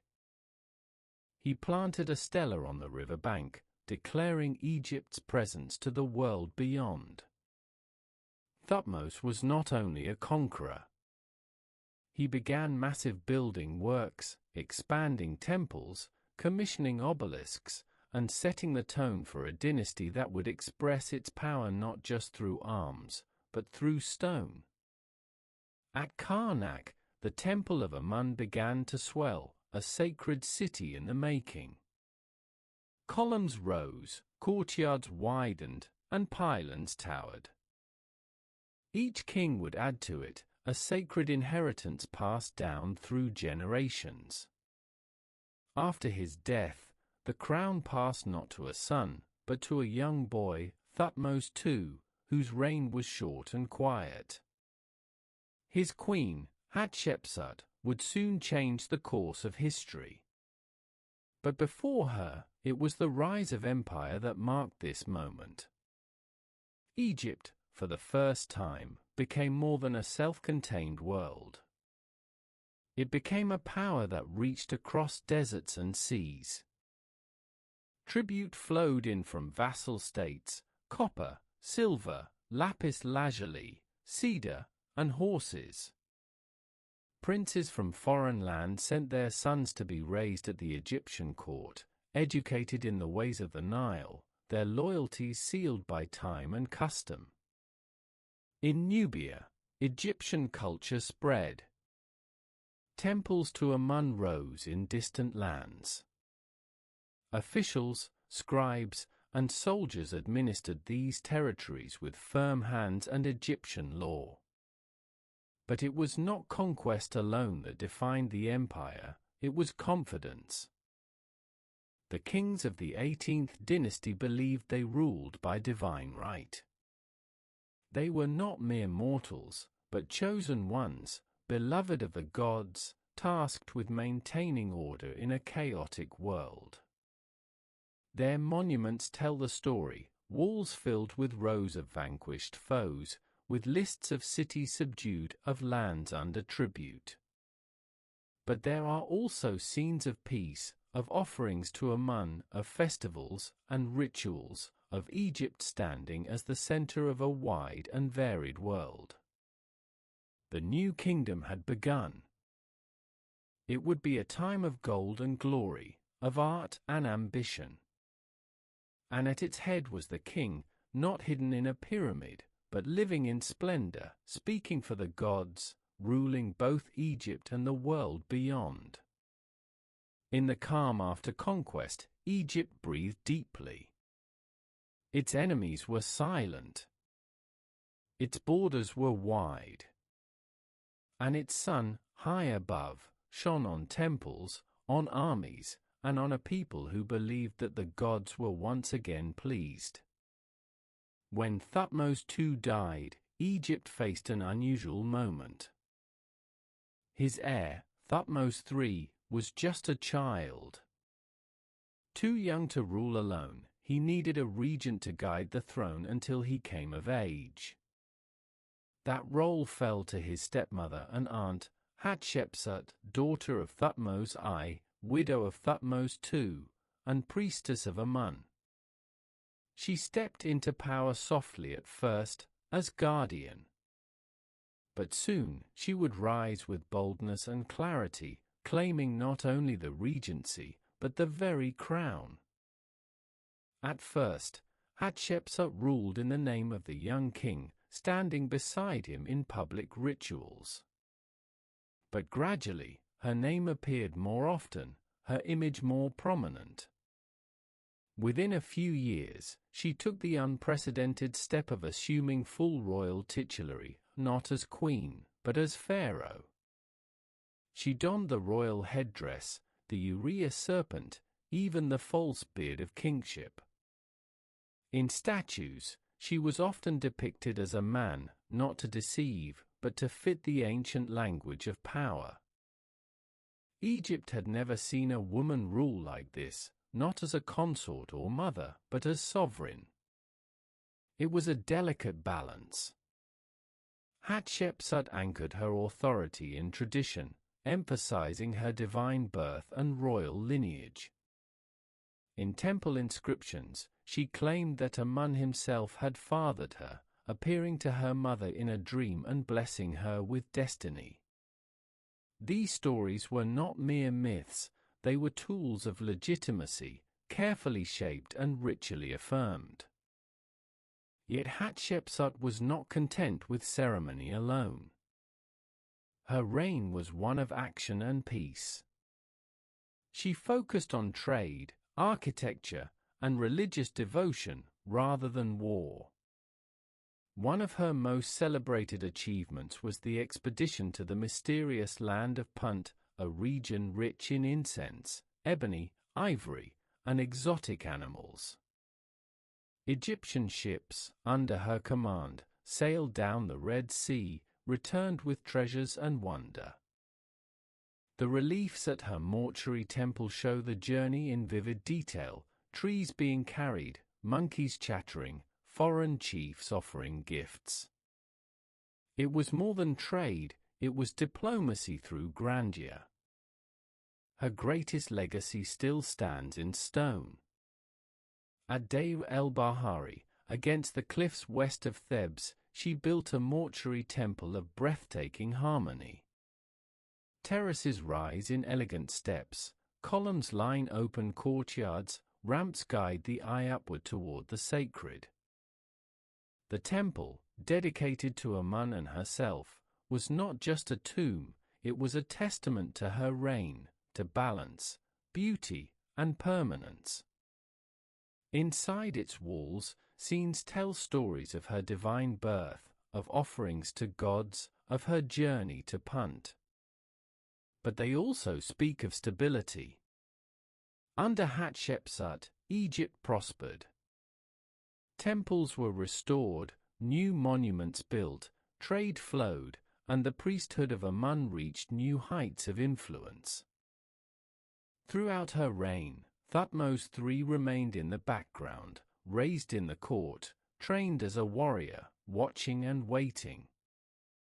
Hatshepsut never erased him, but she held the throne in her name, shaping the kingdom with care and vision. When she died, after some 2 decades of rule, he took power fully, and would become one of Egypt's greatest conquerors. Later in his reign, Thutmose III may have attempted to remove her memory, her images chiseled away, her name omitted from king lists. Yet her monuments endured. And in time, her story returned. Today, Hatshepsut stands as one of history's most remarkable rulers. She led not by force, but by faith in order and beauty. She showed that strength need not shout, that legacy can rise from peace as surely as from war. Her name means foremost of noble women. But she was more than noble. She was sovereign. And Egypt, under her steady hand, knew the quiet power of vision fulfilled. When Hatshepsut passed from the living world, her stepson Thutmose III at last ascended alone. He had waited in silence, groomed in the royal court, trained as a soldier, patient yet watchful. Now, freed from the shadow of his powerful stepmother, he burst onto the stage of history not as a king of peace, but as one of conquest. Egypt's borders would swell under his command. He would not merely protect the realm, he would expand it until it reached the furthest frontiers of the known world. Thutmose III was a warrior king, precise and relentless. Almost immediately, he launched campaigns to the north, striking at rebellious Canaanite cities who had tested Egypt's resolve during Hatshepsut's quieter reign. The most famous of these early wars was the Battle of Megiddo. The campaign was bold. 3 routes led to the fortified city, 2 were broad and safe, but heavily watched. The third, a narrow mountain pass, was treacherous, suited more for shepherds than armies. Thutmose chose the narrow route. He marched his forces single file, risking ambush, trusting discipline. When they emerged, they caught the enemy unprepared. The Egyptians won decisively, surrounding Megiddo and laying siege until it surrendered. It was a victory of both courage and strategy. It became legend. From that day forward, Thutmose campaigned year after year, 17 known expeditions into Syria and Canaan, each one reinforcing Egypt's supremacy. He pushed as far as the Euphrates, subduing Mitanni influence, taking tribute from kings who once stood proudly independent. Towns that resisted were humbled, their sons taken to Egypt, their gold, horses, and grain made offerings to Amun. These campaigns were not savage destruction. Thutmose understood the art of empire. He left local rulers in place, so long as they swore loyalty and sent tribute. He built temples in foreign lands, garrisoned troops, and established a network of vassals. Egyptian governors supervised trade, law, and harvests. Through this careful structure, he transformed conquest into control. His victories were recorded in exacting detail on the walls of Karnak. There, a list of nearly 350 cities and towns names the breadth of his reach. Gifts brought to Egypt, lapis from Afghanistan, cedar from Lebanon, silver from Anatolia, piled high in storerooms and temples. The spoils of war enriched the realm, but more than that, they affirmed Egypt's place at the center of a vast political world. In Nubia, too, Thutmose asserted his strength. Rebellions were crushed. Fortresses expanded. Egyptian governors administered the region directly. Temples to Amun rose even in distant Kush, drawing the southern lands into the empire not only by force, but by faith. Despite his conquests, Thutmose was also a builder and a patron of the gods. At Karnak, he added towering obelisks and vast festival halls. He built in Memphis, at Heliopolis, and in the Delta. His monuments were careful and numerous, but less flamboyant than Hatshepsut's.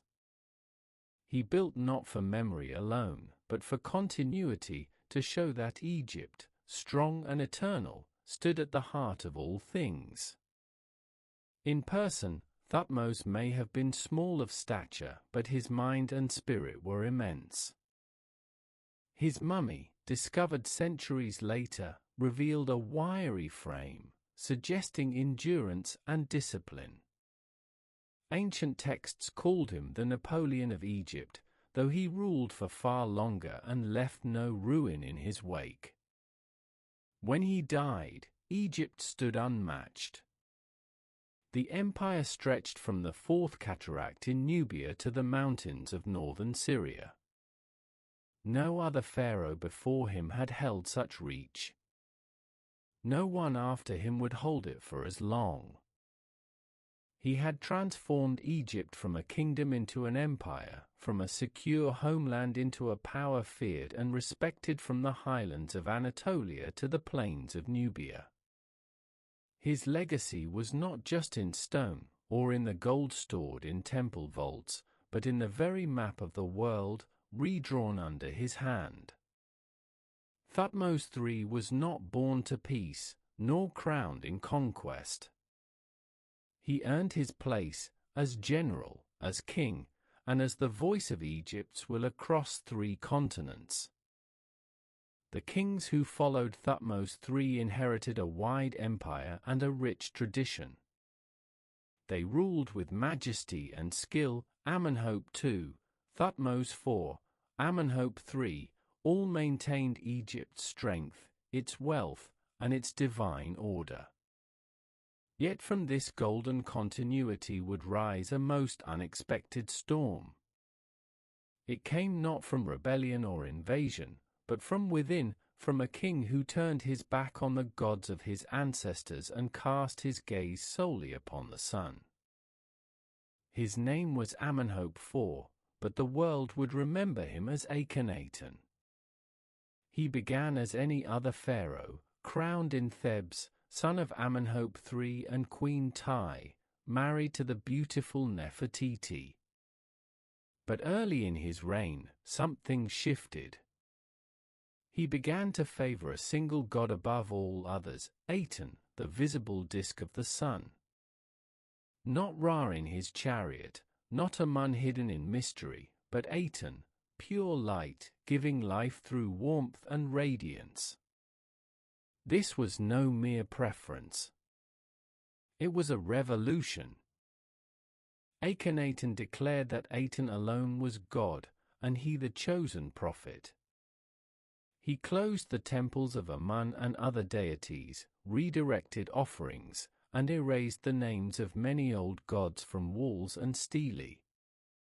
He built a new capital, Akheton, horizon of the Aten, on virgin ground at what is now called Amarna.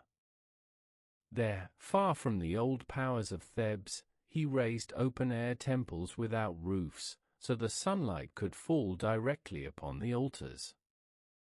The city was laid out in ordered lines, palaces, temples, villas of officials, homes of artisans. For a brief moment, it became the beating heart of Egypt. Letters from its archives show diplomatic traffic with Babylon, Hatti, and Mitanni. The empire still moved, though the king's mind remained fixed on heaven. Art under Akhenaten changed as profoundly as faith. The king was shown with a long, slender face, wide hips, a rounded belly. Gone were the rigid poses of old. Figures now embraced, laughed, wept. Nefertiti appeared as his equal, standing beside him in worship, her face alive with power. Their daughters danced and played, cradled in tender arms beneath the rays of Aten, whose long fingers reached down to bless them with light. Yet beneath the beauty and strangeness, unrest grew. The temples of Amun had not simply been places of worship, they were engines of the economy. Their closure threw thousands out of work. Priests, once powerful, now watched in silence. In distant provinces, governors sensed weakness. Egypt's old balance, carefully shaped over centuries, had been upended by one man's vision. Akhenaten seemed unconcerned. He composed hymns to Aten, the most famous of which praised the god as the source of all life, known only to the king himself. In this vision, the sun was not just a god, it was the god, and the king its sole interpreter. You rise in perfection on the eastern horizon. Living Aten, origin of life. All lands, every creature, awaken at your touch. He ruled from the light, but cast a long shadow. In the final years of his reign, Egypt's outer territories began to slip. The Hittites advanced. Vassal cities cried for help. Letters from the Amarna archive plead with the king to send troops, send gold, send attention. But Akhenaten answered little. His world was not of earth, but sky. When he died, the city of Akheton was still unfinished, its temples sunlit and empty. A brief reign followed, Smenkhkare, perhaps his son, perhaps his co-ruler, then the throne passed to a boy. A boy who would return to the old gods, return to Thebes, and take back the name the world had tried to forget. His name was Tutankhaten. But in time, he would be known as Tutankhamun. And with him, Egypt would come home. The sun had set on Akheton. Its streets, once filled with courtiers and priests of the Aten, now lay silent. The stone altars stood bare. Dust blew through abandoned courts. The light that had burned so fiercely under Akhenaten was fading, and Egypt, troubled and weary, longed for the old paths, the old gods, the old names. It was into this silence that a boy was crowned. His name, first given, was Tutankhaten, living image of the Aten. But as the priests and nobles gathered around him, the name was changed. He became Tutankhamun, living image of Amun. In that one change, the course of Egypt shifted. The boy king, though no more than 9 years old, became the symbol of a great restoration. In truth, he did not rule alone. Advisors surrounded him, chief among them the elder A, a courtier who had served Akhenaten himself. Another was Horam, a general and steady hand. These men guided policy, ensured safety, and shaped the young king's reign. But it was Tutankhamun's face, his presence, that reassured a weary people. One of his first acts was to reopen the temples of Amun. Offerings resumed. Priests returned to their posts. Processions filled the streets of Thebes once more, sacred barks carried through the courts, incense rising into the sky. The great temple at Karnak, once silenced, rang again with hymns and drums. The gods had not forgotten Egypt, and Egypt had not forgotten the gods. The boy king ordered inscriptions to declare that Ma'at, the divine order, had been restored. He disavowed the mistakes of the 18 years. He spoke not with condemnation, but with healing. The land had been in confusion, the gods had turned their backs, but now, through devotion and humility, balance had returned. Tombs were repaired. Shrines were rededicated. The damage done to Amun's name, chiseled from walls, scratched from monuments, was carefully undone. Even statues of past kings were reworked to reflect the renewed unity of divine and royal power. Tutankhamun's court moved back to Memphis, the old administrative heart near the Delta, but Thebes remained the soul of the kingdom. It was here that the priests of Amun thrived again, their temples flush with gifts.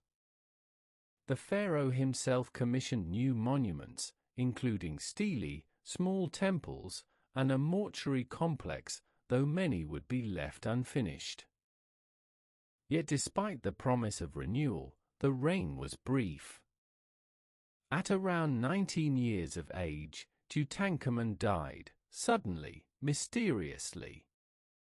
His cause of death is still debated: illness, injury, infection. What remains clear is that the nation was unprepared.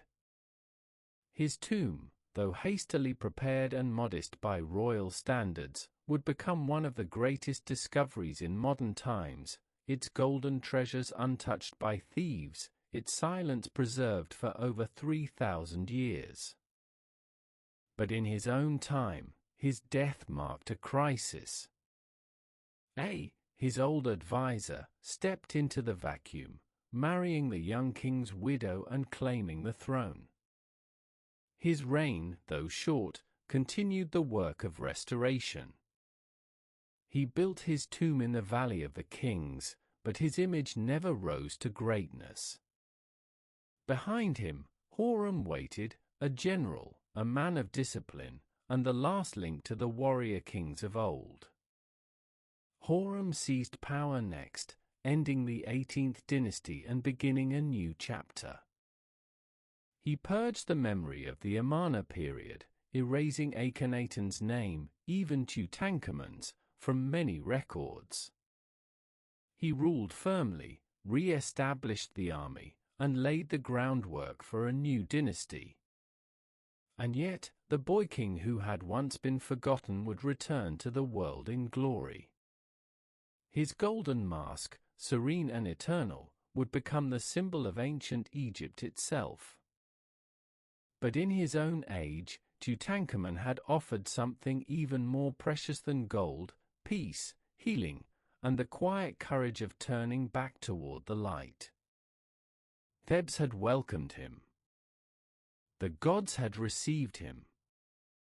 And Egypt, once shaken, found its voice again. As the 18th dynasty waned, Egypt found itself once more in a time of transition. The boy King Tutankhamun had died without an heir. Old and without the bloodline of kings, ruled briefly before death claimed him too. In the distance, war drums stirred. The lands beyond Egypt's borders were restless. It was a moment of pause, between dynasties, between dreams.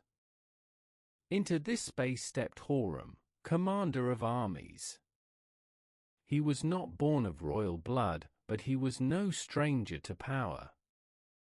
As a general under Tutankhamun, he had fought in foreign campaigns, led regiments, and commanded respect. He was a man of order, discipline, and vision. When A died, Horem claimed the throne, possibly through quiet force, possibly through careful planning. However it was done, Egypt accepted him. He did not claim divinity through birth. Instead, he ruled as restorer and reformer. He declared that the gods had chosen him for his righteousness, that Egypt had suffered long enough under weak or misled rulers. With firm hands, he set about correcting the record. One of his first acts was to erase the legacy of the Amarna kings. Akhenaten, Smenkhkare, and even Tutankhamun were omitted from king lists. Monuments bearing their names were defaced or repurposed. Temples to Aten were dismantled, their blocks reused in new constructions. History was rewritten, not in hatred, but in pursuit of Ma'at. The past, as Horem saw it, needed cleansing for the future to stand. He reorganized the government. Corruption, he declared, had crept into the courts and provinces. New laws were set in stone, literally, inscribed on great stelae. He gave more power to provincial administrators, but held them accountable. Judges were reminded to speak truth, not favor. The army was expanded and restructured, creating a new path to advancement for those outside the priesthood or nobility. Religion was restored to its ancient center. The temples of Amun flourished once more. Karnak continued to grow. Priests regained their influence, but now under tighter royal control. The balance between king and temple was carefully managed, a dance of power shaped by centuries of practice. Horem had no son, no heir of his own. So he looked to his trusted circle and chose a man named Paramesu, a fellow military man, loyal and capable. Paramesu would become Ramesses I, founder of a new line, the 19th dynasty.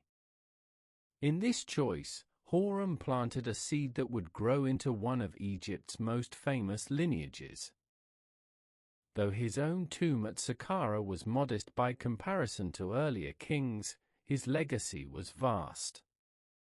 He had closed one chapter and prepared the page for the next. Horem's rule was neither golden nor filled with spectacle. It was a reign of rebuilding, of quiet strength. He did not seek personal glory, but national renewal. Under his hand, Egypt stabilized. Roads were repaired, temples honored, borders guarded. The people, weary of upheaval, found rest. And in his passing, a new dynasty rose, not from sacred blood, but from service, from merit, from the ranks of those who had earned trust through action. The old nobility may have frowned, but Egypt did not falter. For the strength of a kingdom, Horem knew, lay not only in crowns or statues, but in the soil of good governance. He left no heirs in flesh, but he left a structure, and in that structure, the future took root. Soon, under his chosen line, Egypt would rise again. From the military order of Horem, through the steady hands of Ramesses I and his son Seti I, Egypt rose into a new glory, one defined not by quiet rebuilding, but by sheer scale. Into this age stepped Ramesses II, the third king of the 19th dynasty. He would rule longer than most, build more than nearly any, and stamp his name across Egypt like the carvings on temple walls. To many, he would become simply Ramesses the Great. Born into a family of generals, Ramesses came to the throne already seasoned in war and leadership. His father, Seti I, had been a masterful ruler, firm, devout, and experienced. Under him, Egypt had regained its strength abroad, retaking territory in Syria and reinforcing its presence in Nubia. Ramesses inherited this renewed empire and made it grander, louder, and more enduring. One of his earliest and most famous acts was war. The Hittites, a rising power in Anatolia, had long contested control of Syria. The city of Kadesh, strategically vital, lay at the heart of this struggle. Ramesses led a great expedition to capture it. What followed was the famous Battle of Kadesh, the largest chariot battle of the ancient world. Ramesses marched with thousands of soldiers and over 2,000 chariots. But the Hittites, under King Muwatalli II, laid a clever trap. They lured Ramesses into a premature attack. For a moment, the Egyptian army faltered, surrounded, and pressed. Then, in inscriptions commissioned by Ramesses himself, he rallied his men, stood firm, and drove the enemy back. The truth may have been more complex, perhaps a stalemate, but Ramesses claimed victory. He did not simply speak of it. He carved it on walls across Egypt, Luxor, Karnak, Abydos, Abu Simbel. Everywhere, images showed him alone in his chariot, bow drawn, enemies fleeing. These were not lies, they were political memory, shaped to endure. The power of image in Egypt was truth of its own kind. Years later, he would sign the world's first known peace treaty with the Hittites. It was written in both Egyptian and Akkadian, sealed with royal oaths, and echoed with promises of eternal friendship. The kings called one another brothers. It was not just peace, it was diplomacy carved into time. But war was only part of Ramesses' legacy. He was above all a builder. He raised cities. He built Pi-Ramesses in the Delta, a sprawling capital of wide roads, canals, palaces, and storehouses. He filled it with art, ceremony, and movement, a living symbol of his reign. He adorned temples across the land. At Karnak and Luxor, he added colonnades and statues. At Abydos, he built a temple honoring the gods and his own deified image. At Thebes, he constructed the Ramesseum, his grand mortuary temple, filled with scenes of conquest, worship, and royal majesty. And in Nubia, he carved one of the most iconic monuments of all, Abu Simbel. Two great temples, hewn from living rock, stood beside the Nile's bend. The larger bore for colossal statues of the king himself, each seated, each serene. Within, chambers led deeper into darkness, ending at a sanctuary where the sun, twice a year, illuminated the faces of the gods, and Ramesses among them. It was not just architecture. It was alignment, devotion, and cosmic statement. He ruled for over 6 decades. His wives, including the beloved Nefertari, bore many children. His court was vast. His statues multiplied. In old age, he became almost mythic, so long had he ruled that generations knew no other pharaoh. And when he died, his body was wrapped with care, laid to rest in the Valley of the Kings. His tomb, though looted in time, still bore the signs of reverence. To later generations, Ramesses II became a symbol of Egypt itself, bold, eternal, godlike in vision. His name, Usermata-Setepenre Ramesses, was etched across temples from the Delta to Nubia. He had lived not as a man of moderation, but of magnitude. And in his works, Egypt declared, "I endure." The long reign of Ramesses II cast a golden light across Egypt, but behind that brilliance lay the first hints of fatigue. The temples still echoed with hymns, the empire still stood, and the Nile still flowed.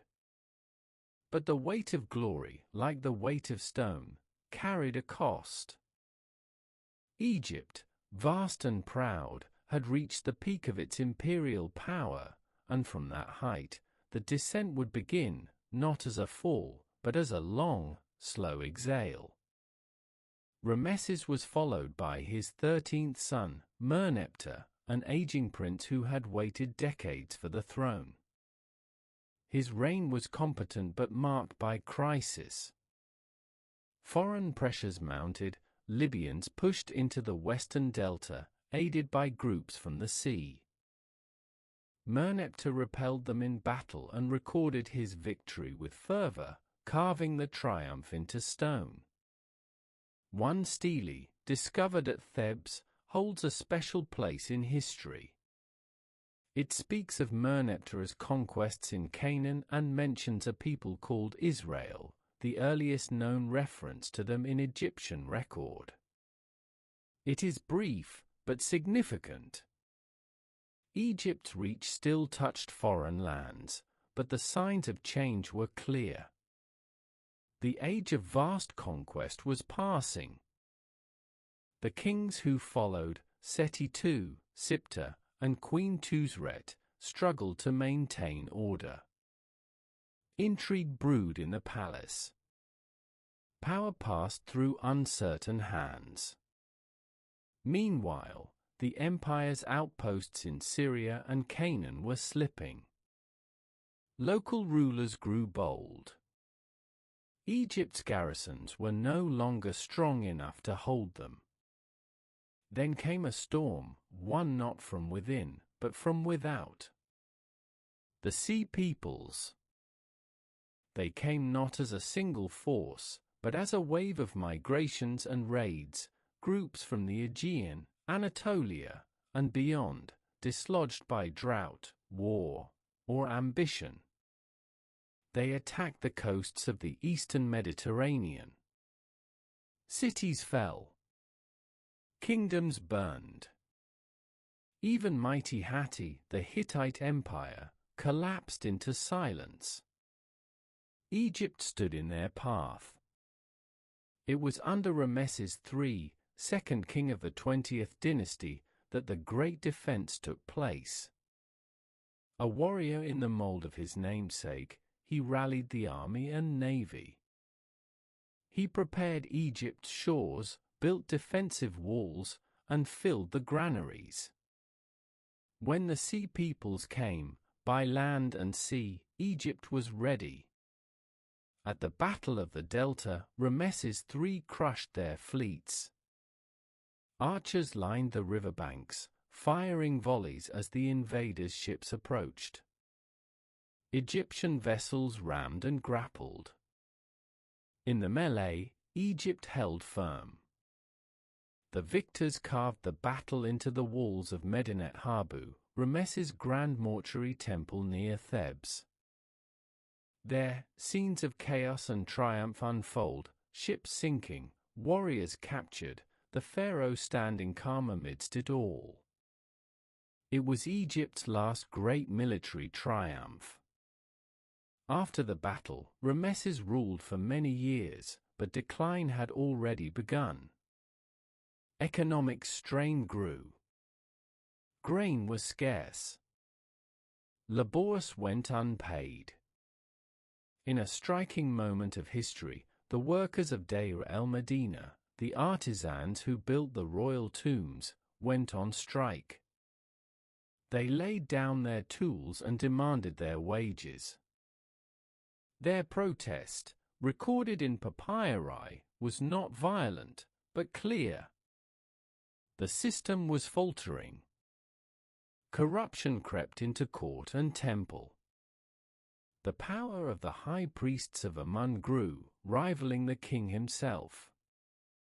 The long arm of the empire shrank back toward the Nile. The age of diplomacy and conquest gave way to local management and quiet tension. And yet, Egypt did not fall. Temples were still tended. Festivals still held. Children still learned to write. The gods were worshipped, the tombs sealed. The people remembered who they were, even as the structure around them frayed. The glory of the new kingdom had been real and magnificent. Its art, its literature, its architecture still stirred the soul. But all glory comes with weight. And Egypt, having carried that weight for centuries, now bent beneath it. The empire was ending. But the story was far from over. Even as Egypt's empire faded and its kings grew less certain, the life of the people continued. The harvest still came with the rise of the Nile. Bread was still baked in sun-warmed courtyards. Children still learned the signs of the gods and scribes still sharpened their pens. Beneath the crumbling splendor of palaces and the growing silence of foreign lands, Egypt remained alive, in its homes, in its fields, in the small moments of daily rhythm. Nowhere is this better seen than in the village of Deir el-Medina. Nestled in a rocky valley west of Thebes, not far from the Valley of the Kings, this was no ordinary village.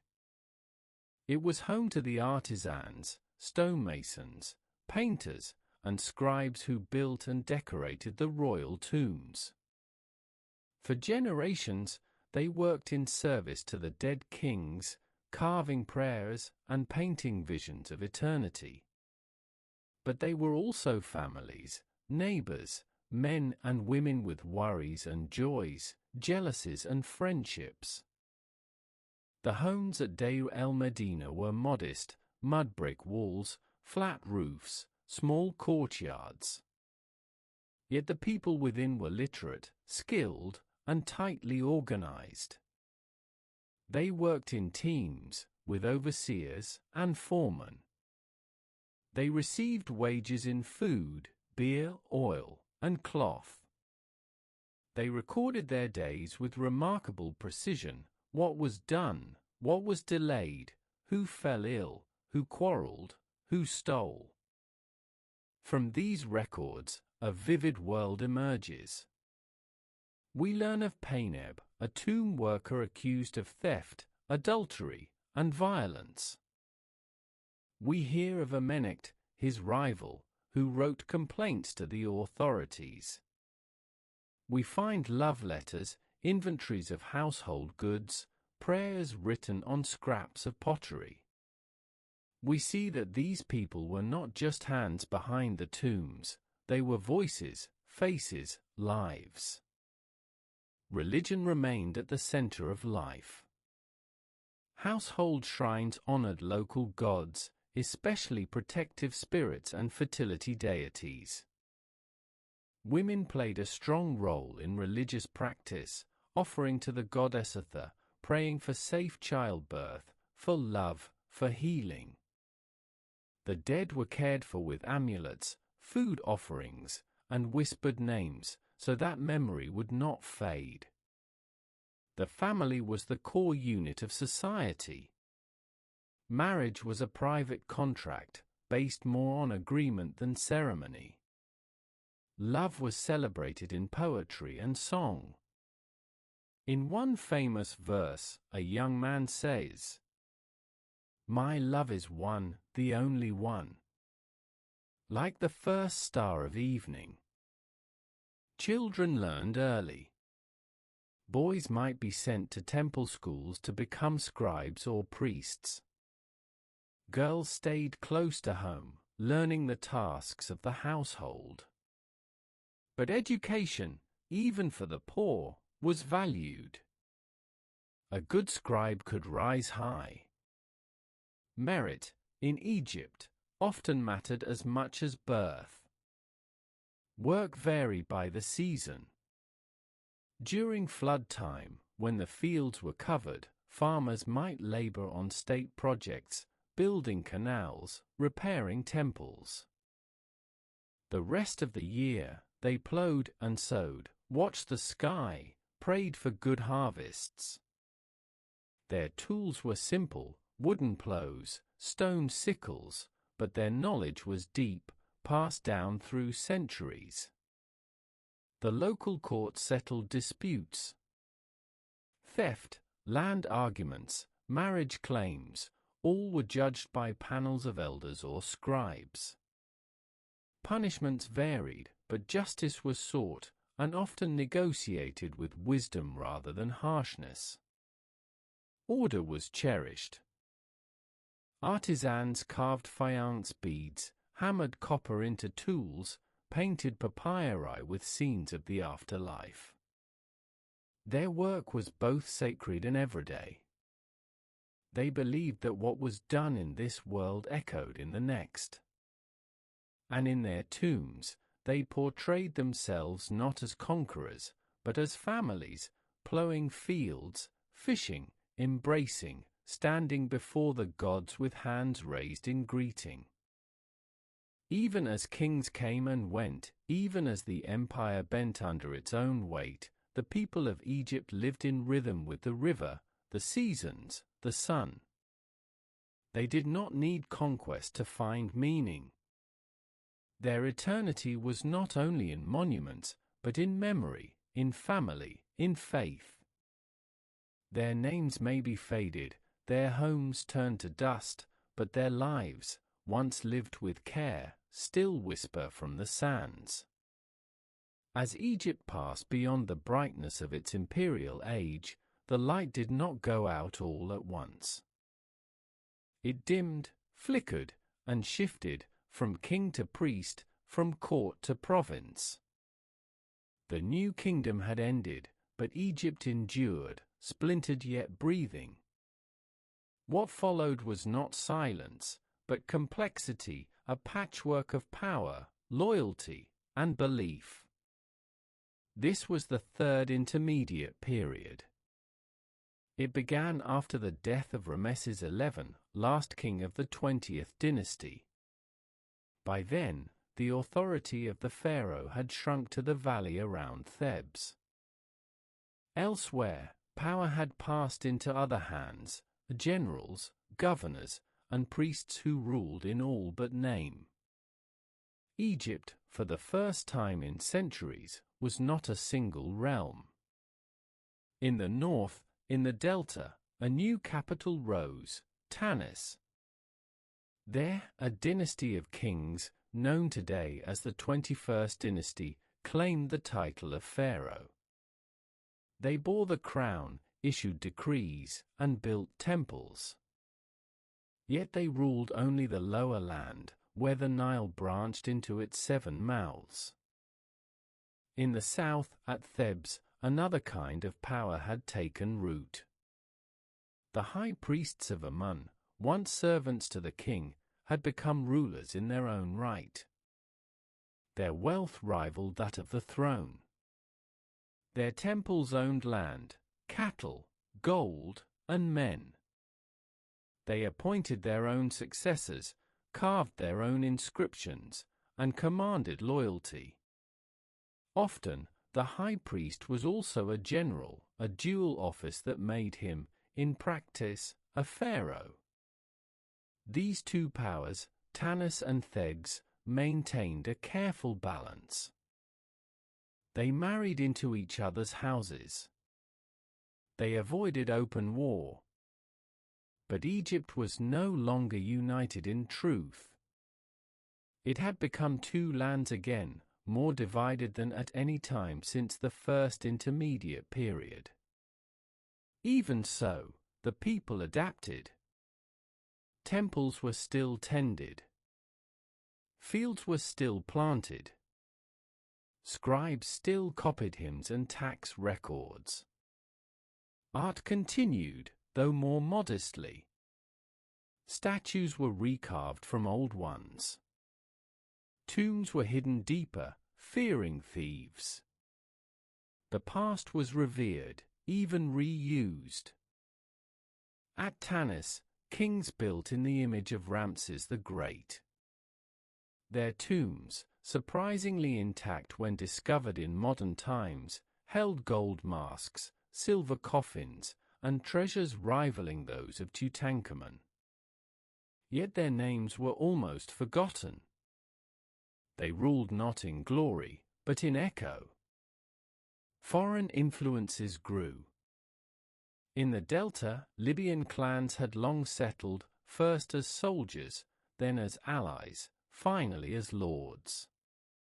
These Libyans, or Meshwesh, were not invaders but immigrants. Over generations, they absorbed Egyptian ways, married Egyptian women, worshipped Egyptian gods. Eventually, they became pharaohs themselves. Shoshenkai, founder of the 22nd dynasty, was one such ruler. A strong man with Libyan roots, he reunited much of the land, campaigned in Canaan, and reasserted Egypt's place on the world stage. He was likely the biblical Shishak who plundered Jerusalem in the time of Solomon's son. His reign was a brief return to unity, but the cracks remained. Behind the scenes, power continued to shift. The god Amun remained supreme in the south, but other deities, like Bastet, Ptah, and Sekhmet, rose in local prominence. Egypt was becoming more regional in faith, politics, and identity. In the Nubian frontier, new forces stirred. In the far south, the kingdom of Kush, once a subject of Egypt, was now rising, growing strong and watching the Nile. But for now, Egypt remained in its own dream, fragmented, remembering its past, yet unsure of its future.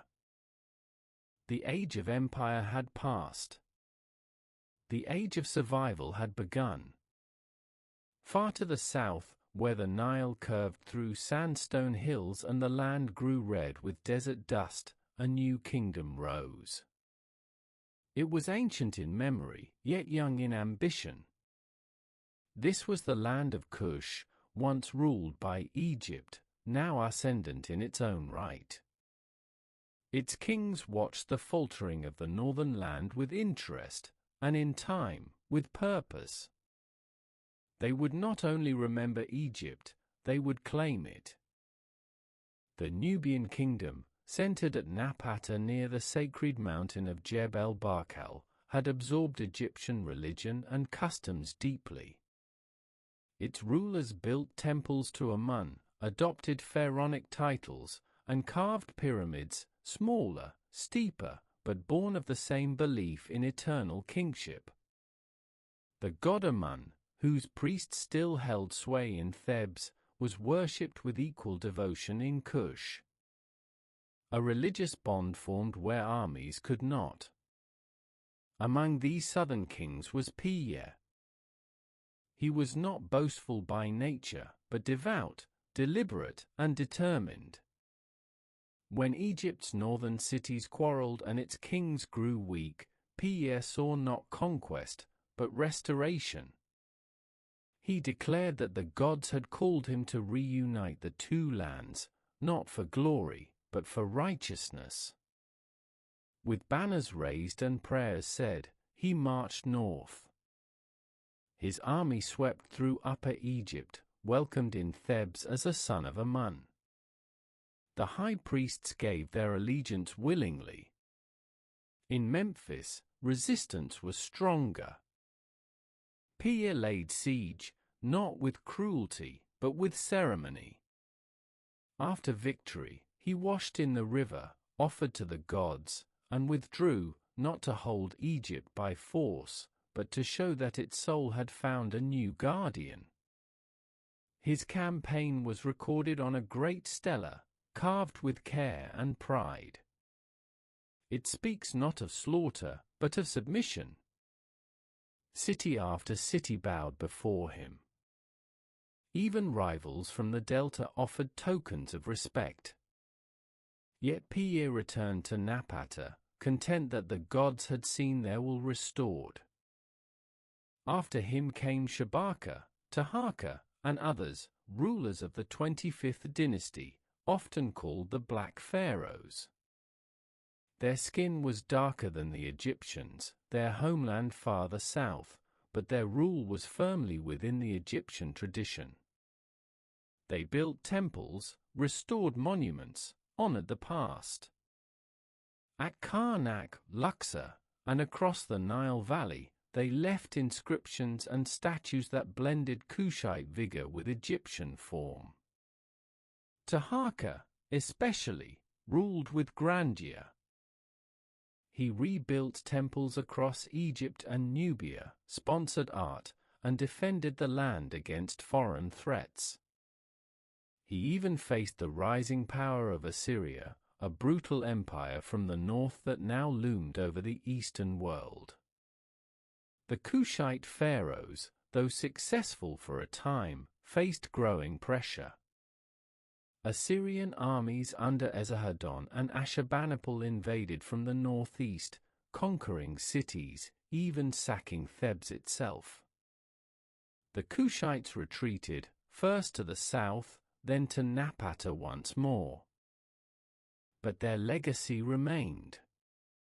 They had restored a broken land. For nearly a century, they brought unity, faith, and dignity back to Egypt. They ruled not as conquerors, but as heirs, sons of the Nile who came from its southern womb. Even after their departure, the memory of their reign endured. In stone and legend, they remained pharaohs, kings of Egypt, born in Kush. Their pyramids still rise in the Nubian desert, clustered on sandy hills, watching the northern sky. Their temples echo with the same prayers spoken centuries before. And their story, long ignored, now returns to its rightful place in the tapestry of Egypt's past. The Nile flowed south to north, but history, in this moment, flowed the other way. The winds from the east carried a new sound, iron against iron, boots on stone, the voices of men who did not bow to Amun or build their cities along the Nile. They came from Mesopotamia, from the land between the rivers, where the Assyrian Empire had risen in steel and fire. And now, at the twilight of Egypt's dynastic strength, that power had turned its gaze westward. The Assyrians were unlike Egypt's earlier rivals. They did not conquer to collect tribute alone, they conquered to dominate, to crush rebellion utterly, to redraw the world in their image. Their kings, Esarhaddon, Ashurbanipal, spoke of themselves as chosen by the gods, just as Egypt's pharaohs did. But their methods were swift, brutal, and precise. At first, Egypt watched from a distance. The Assyrians defeated Babylon, then Elam, then spread their rule over the Levant. One by one, Egypt's old vassals in Canaan and Syria fell to them. And then, finally, the storm reached Egypt itself. It was Taharqa, the Nubian pharaoh of the 25th dynasty, who faced them. He had ruled with strength and devotion, restoring temples, sponsoring priests, protecting Egypt's traditions. But the Assyrians came not for tribute, but for the Nile. In 674 BCE, Esarhaddon invaded. His first attempt failed, Taharqa repelled the army, and Egypt rejoiced. But 3 years later, the Assyrians returned with overwhelming force. This time, they marched down the Nile like a blade. Memphis was captured. The royal family fled south. Taharqa retreated to Thebes, then to Napata. The Assyrians installed their own governors in the delta, carving Egypt into satrapies, dividing its rule among local collaborators. But even the Assyrians could not hold Egypt easily. Taharqa returned once more, rallying forces from the south. Brief victories were won, but the might of Ashurbanipal, Esarhaddon's son, soon followed. In 663 BCE, Thebes, the sacred city of Amun, was sacked. Its temples looted, its walls broken, its treasures carried off to Nineveh. Egypt, once a land that had rarely been touched by foreign conquest, now lay open, violated, and humbled. And yet, not ended.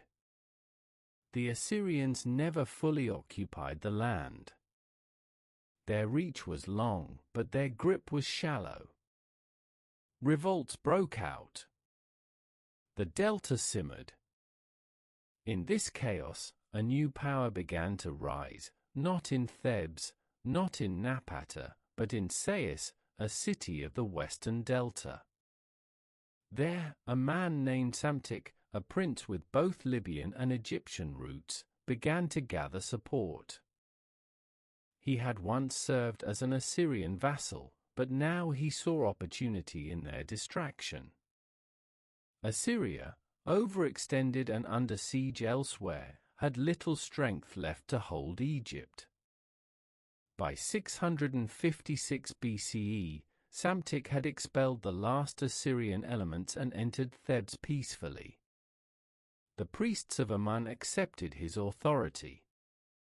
Egypt was reunited again, fragile, scarred, but free. This was the end of the Kushite dynasty's rule in Egypt. The Nubian kings continued to reign in Napata, keeping their traditions, building pyramids, and honoring Amun. But Egypt itself had passed into new hands, into the twilight of independence, where ancient forms would soon meet the Iron Age of empires. The Assyrians returned east, victorious but spent. Their empire would soon fall, devoured by new powers rising in Babylon and Persia. But the mark they left on Egypt was deep, a reminder that no kingdom, however eternal it may seem, is safe forever from the storm. From the shadows of defeat, Egypt once again found its footing, not in conquest or empire, but in careful strength, in measured rebuilding. Under the rule of Psamtik and the dynasty he founded in Sais, Egypt entered its final great period of native rule. The Saite dynasty, also known as the 26th, would not bring back the old empire, but it would rekindle the flame of order, culture, and pride. Psamtik came to power in a land worn by foreign occupation, split loyalties, and fading grandeur. Yet he moved with clarity. With the Assyrians distracted by war in the east, he claimed full kingship over all Egypt. he did not do so by force alone. He won over the powerful priesthood of Amun in Thebes, placed his daughter as God's wife of Amun, a title both religious and political, and united North and South through careful diplomacy. He also embraced new tools. Greek mercenaries had arrived in Egypt, some as early as the time of the Libyan kings. Psamtik welcomed them, stationed them at frontier towns, and used their discipline to protect Egypt's vulnerable borders. In return, he allowed them to settle, worship their own gods, and trade. Along the coast, the city of Naucratis became a thriving Greek enclave, a symbol of Egypt's new openness to the wider Mediterranean world. This openness brought not only soldiers and merchants, but ideas. Greek and Egyptian cultures began to meet, to speak, to shape one another. Yet the Scythian kings did not abandon their past. In fact, they revered it. Psamtik and his successors saw themselves as restorers. They looked to the Old and Middle Kingdoms for inspiration, copying ancient art styles, reviving old texts, commissioning statues and temples in the forms of long-dead dynasties. Their capital, Sais, became a center of scholarship and spirituality. Though its buildings are mostly lost, ancient writers remembered it with reverence. Herodotus, the Greek historian, would later describe the great temple of Neith, goddess of wisdom and war, who held special place among the Scythian elite. Psamtik's successors, Necho II, Psamtik II, and Apries, continued his work. Necho II, in particular, reached outward boldly. He commissioned a canal connecting the Nile to the Red Sea, an ancestor to the Suez Canal, and supported maritime exploration. One account, though debated, claims that under his command, Phoenician sailors circumnavigated Africa, returning by way of the Atlantic and the Mediterranean. If true, it was one of the great voyages of the ancient world. Yet threats still loomed. To the northeast, a new power was growing. The Babylonians, successors to the Assyrians, now challenged Egypt's influence in the Levant. In 605 BCE, at the Battle of Carchemish, the Egyptian army, led by Necho II, was defeated by Babylon's young crown prince, Nebuchadnezzar. Egypt's hopes of holding Syria and Palestine were crushed. Back home, discontent stirred. Apries, accused of favoring foreign mercenaries over native soldiers, was overthrown. A general named Amasis took the throne, declaring himself Pharaoh Ahmose II. Though he had seized power by rebellion, he ruled wisely. Under him, Egypt enjoyed peace and prosperity. He built, traded, and strengthened ties with the Greeks, especially in Naucratis, which flourished under his favor. Amasis was the last strong Scythian king.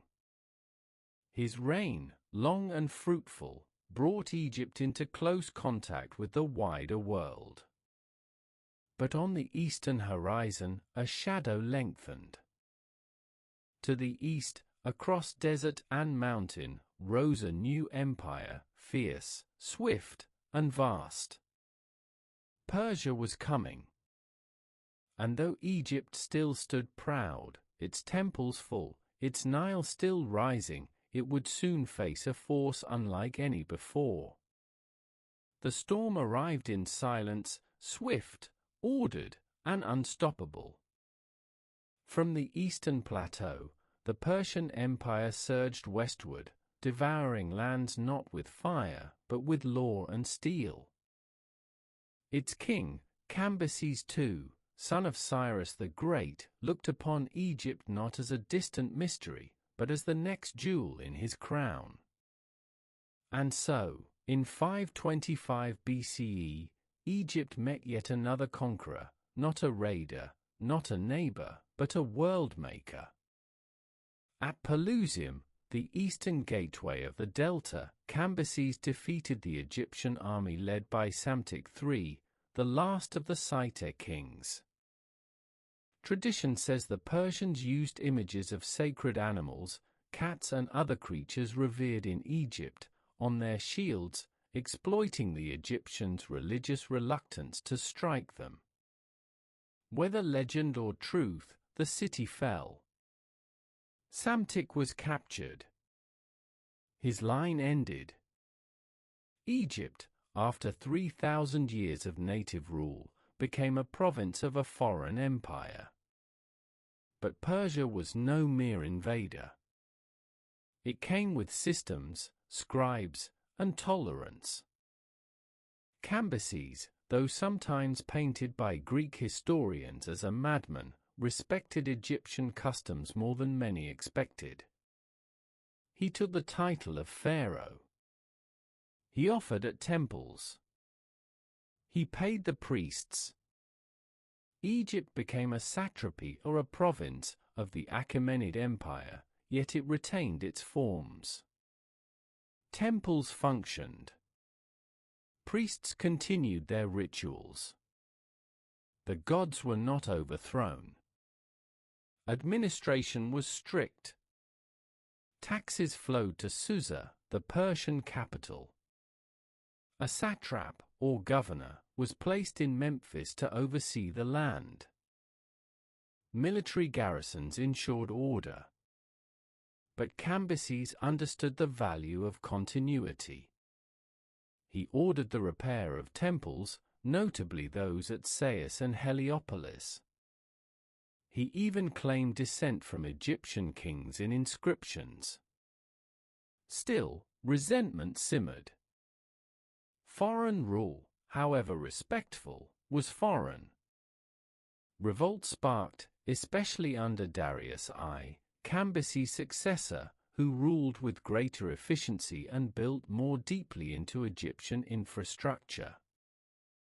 He ordered the completion of the canal between the Nile and the Red Sea, linking Egypt to the Persian Gulf and beyond. Along its banks, stone stele declared his achievement in Egyptian hieroglyphs, Old Persian, and Akkadian, speaking to a world of many tongues. Darius also codified laws, recorded agricultural data, and strengthened fortresses. His rule, though distant, was effective. He treated Egypt as a valuable gem, not a vassal to be drained. Temples flourished under royal patronage. The priesthood, though wary, often cooperated. Yet the bond was thin. To many Egyptians, the Persians were outsiders, well-dressed, well-spoken, but not children of the Nile. Their gods were foreign, their writing strange, their beards long and unfamiliar. Their capital was far away.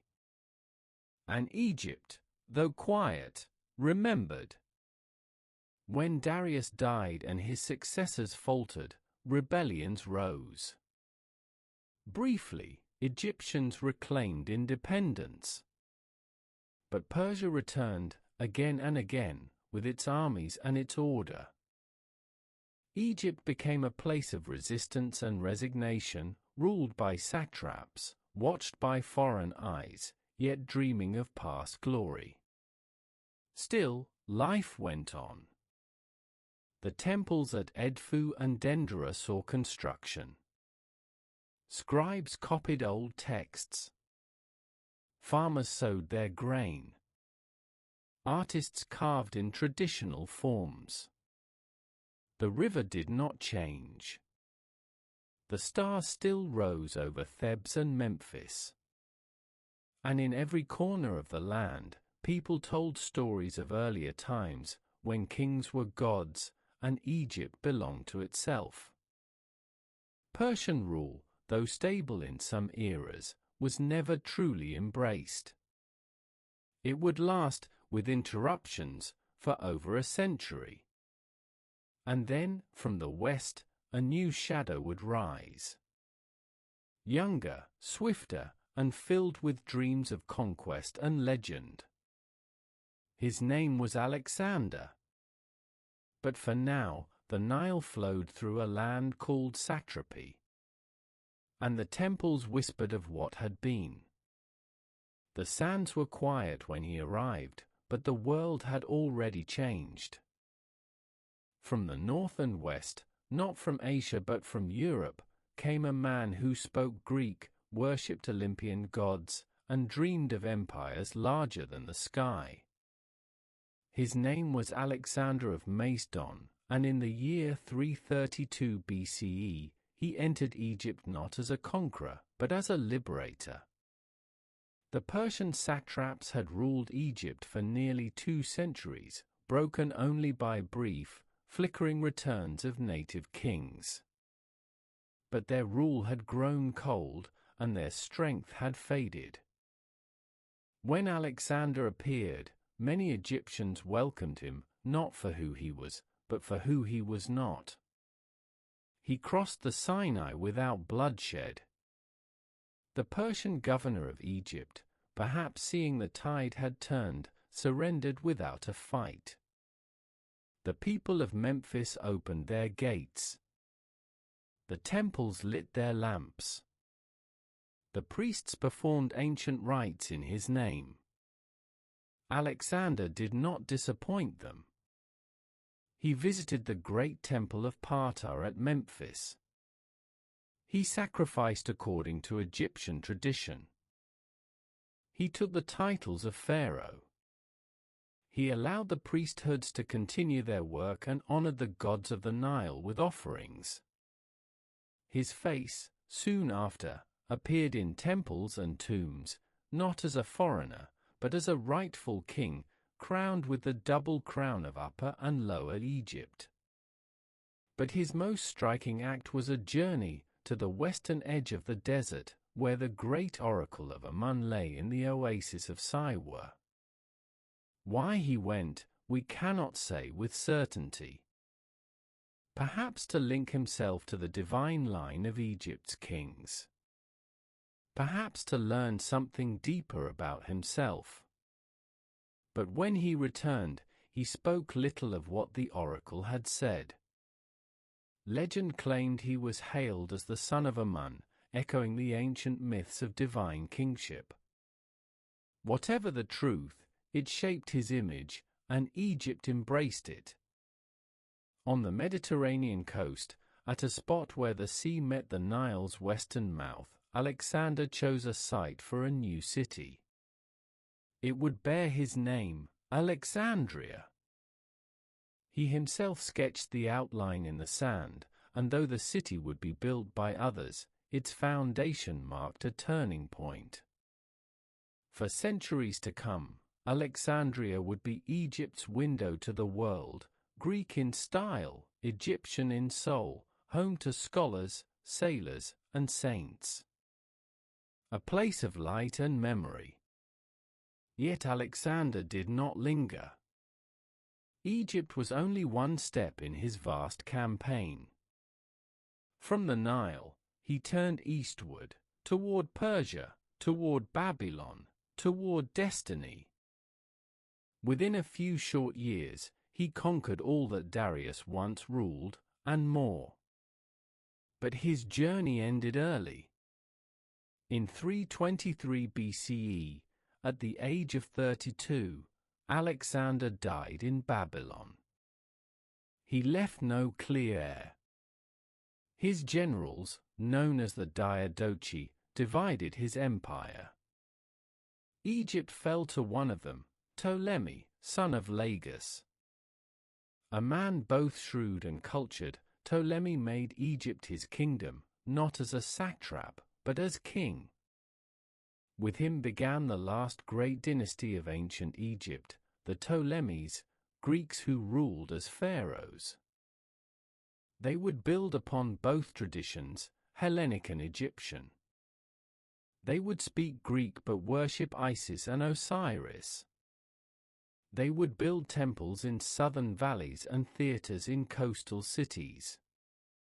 They would create a fusion and a flame that would burn for nearly 3 more centuries. Alexander had come and gone like a comet, but the path he cut through Egypt shaped the land anew. The pharaohs were not gone.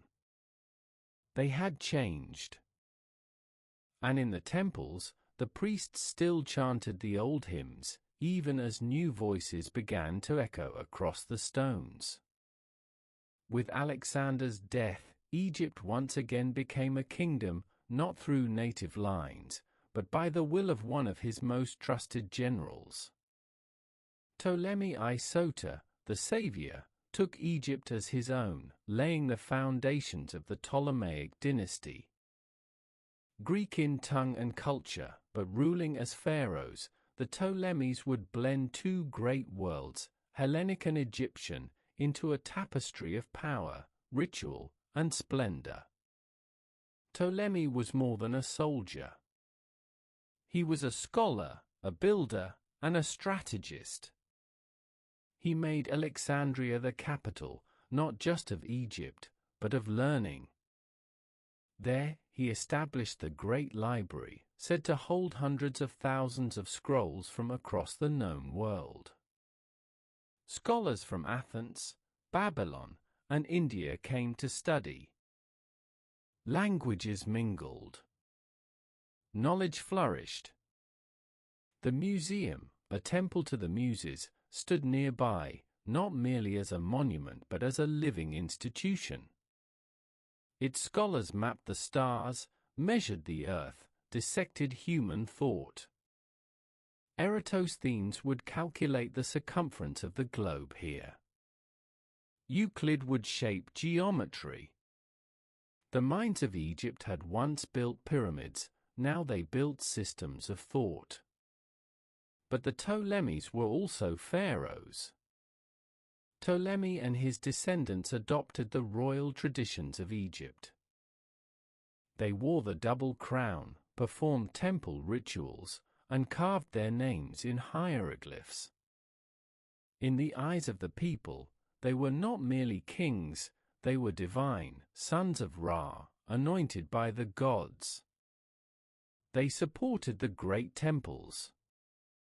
At Edfu, Dendera, Philae, and Komombo, the Ptolemies sponsored immense stone sanctuaries, carved with traditional scenes, Pharaoh before the gods, offering incense, smiting enemies. The architecture remained Egyptian in form. The language of worship was still hieroglyphic. Yet Greek culture infused the cities, theaters, gymnasiums, and marketplaces lined the streets of Alexandria and Memphis. The dynasty was long and complex. Some rulers were wise and capable, like Ptolemy II Philadelphus, who expanded the library and encouraged diplomacy. Others were cruel or weak, manipulated by court intrigues or trapped in succession struggles. Unlike earlier dynasties, the Ptolemies often married within their family, brother to sister, following the pattern of Egyptian gods, yet also creating tension and rivalry. Cleopatra II, III, IV each played roles in the shifting palace drama. Power passed through hands not only by birth, but by cunning, by force, by alignment with temple and army. Despite internal strife, Egypt prospered. Its agriculture fed the Mediterranean world. Its harbors swelled with trade, papyrus, linen, grain, glass. Gold from Nubia, spices from Arabia, ivory from Africa all passed through Egypt's ports. Coinage bore Greek inscriptions, but the wealth it represented came from the black silt of the Nile. The people, too, adapted. In the countryside, Egyptian tradition held firm. The peasants worshipped Isis, Osiris, and Horus. They celebrated the flooding of the Nile, offered to local gods, mummified their dead. In cities, especially Alexandria, cultures merged. One could pray to Serapis, a fusion god, part Osiris, part Zeus, in a Greek temple, then walk into a market where Egyptian, Hebrew, Aramaic, and Latin voices mingled. This blend was the strength and the paradox of Ptolemaic Egypt. It was a kingdom of scrolls and scarabs, of philosophers and priests, of royal feasts and famines. It reached back to the age of pyramids, yet looked outward toward Rome and Athens. But as centuries passed, cracks began to form.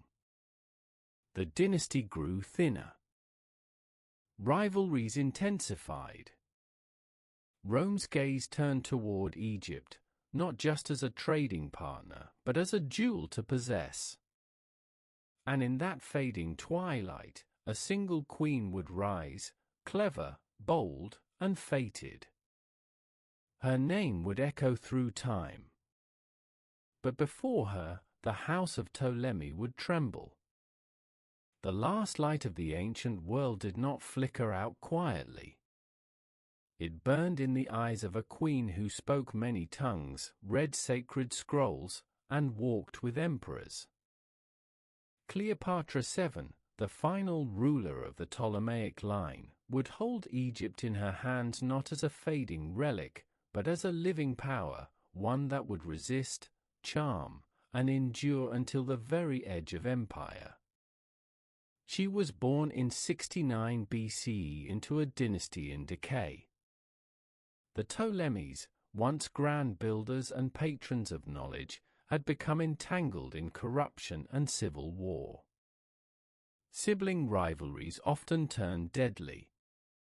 Power passed not through peaceful succession but through intrigue and betrayal.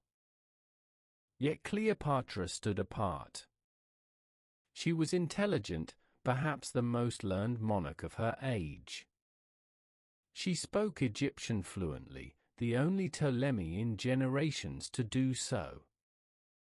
She also spoke Greek, Latin, Aramaic, and likely others. She studied medicine, astronomy, and philosophy. In a court of luxury and lies, she was sharp, strategic, and fearless. When her father, Ptolemy XII Auletes, died, Cleopatra was just 18. She was crowned alongside her younger brother, Ptolemy XIII, as was the tradition. But almost immediately, tensions rose. Cleopatra sought real power, her brother's guardians resisted. Within a few years, she was forced into exile. But fate intervened, in the form of Rome. Julius Caesar, the Roman general and statesman, arrived in Alexandria in 48 BCE, chasing his rival Pompey. Cleopatra, sensing opportunity, arranged a daring meeting. Legend says she had herself smuggled into Caesar's presence rolled inside a carpet, a gesture both theatrical and bold. It worked. Caesar, captivated by her wit and presence, sided with her. Together, they defeated Ptolemy XIII in the civil war.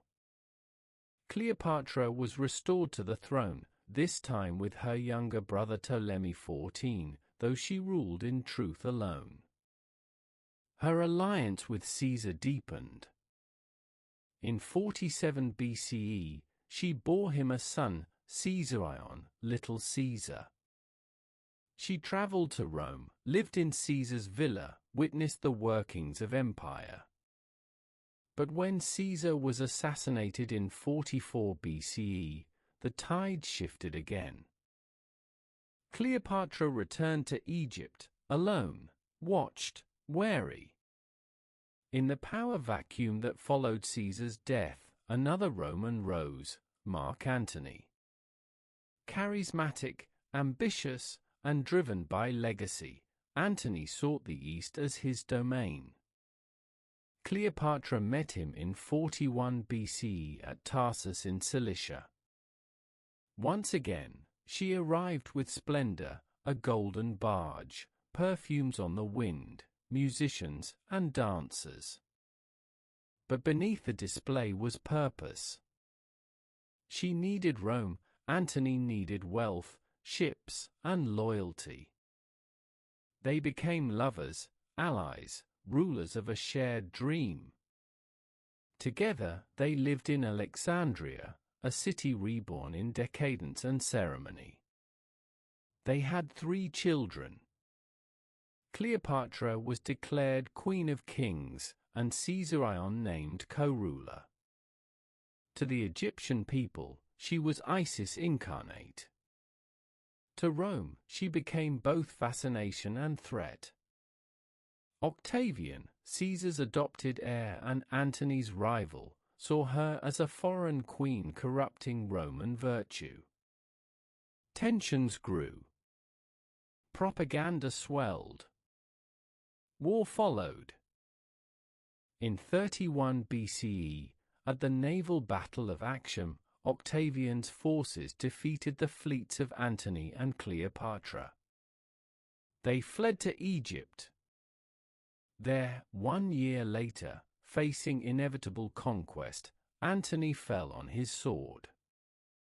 Cleopatra, after arranging for her children's safety, followed him in death.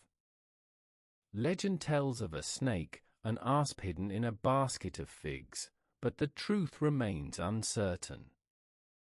What is known is this: she died as she lived, on her own terms, defiant and proud. Caesarion, briefly crowned king, was soon captured and killed by Octavian's men. Egypt, at last, became a Roman province. With Cleopatra's death in 30 BCE, the Ptolemaic dynasty ended. So too did the age of pharaohs, after more than 3,000 years. The temples would still be tended. The Nile would still rise. But Egypt now belonged to emperors, not to kings or queens born of the Nile.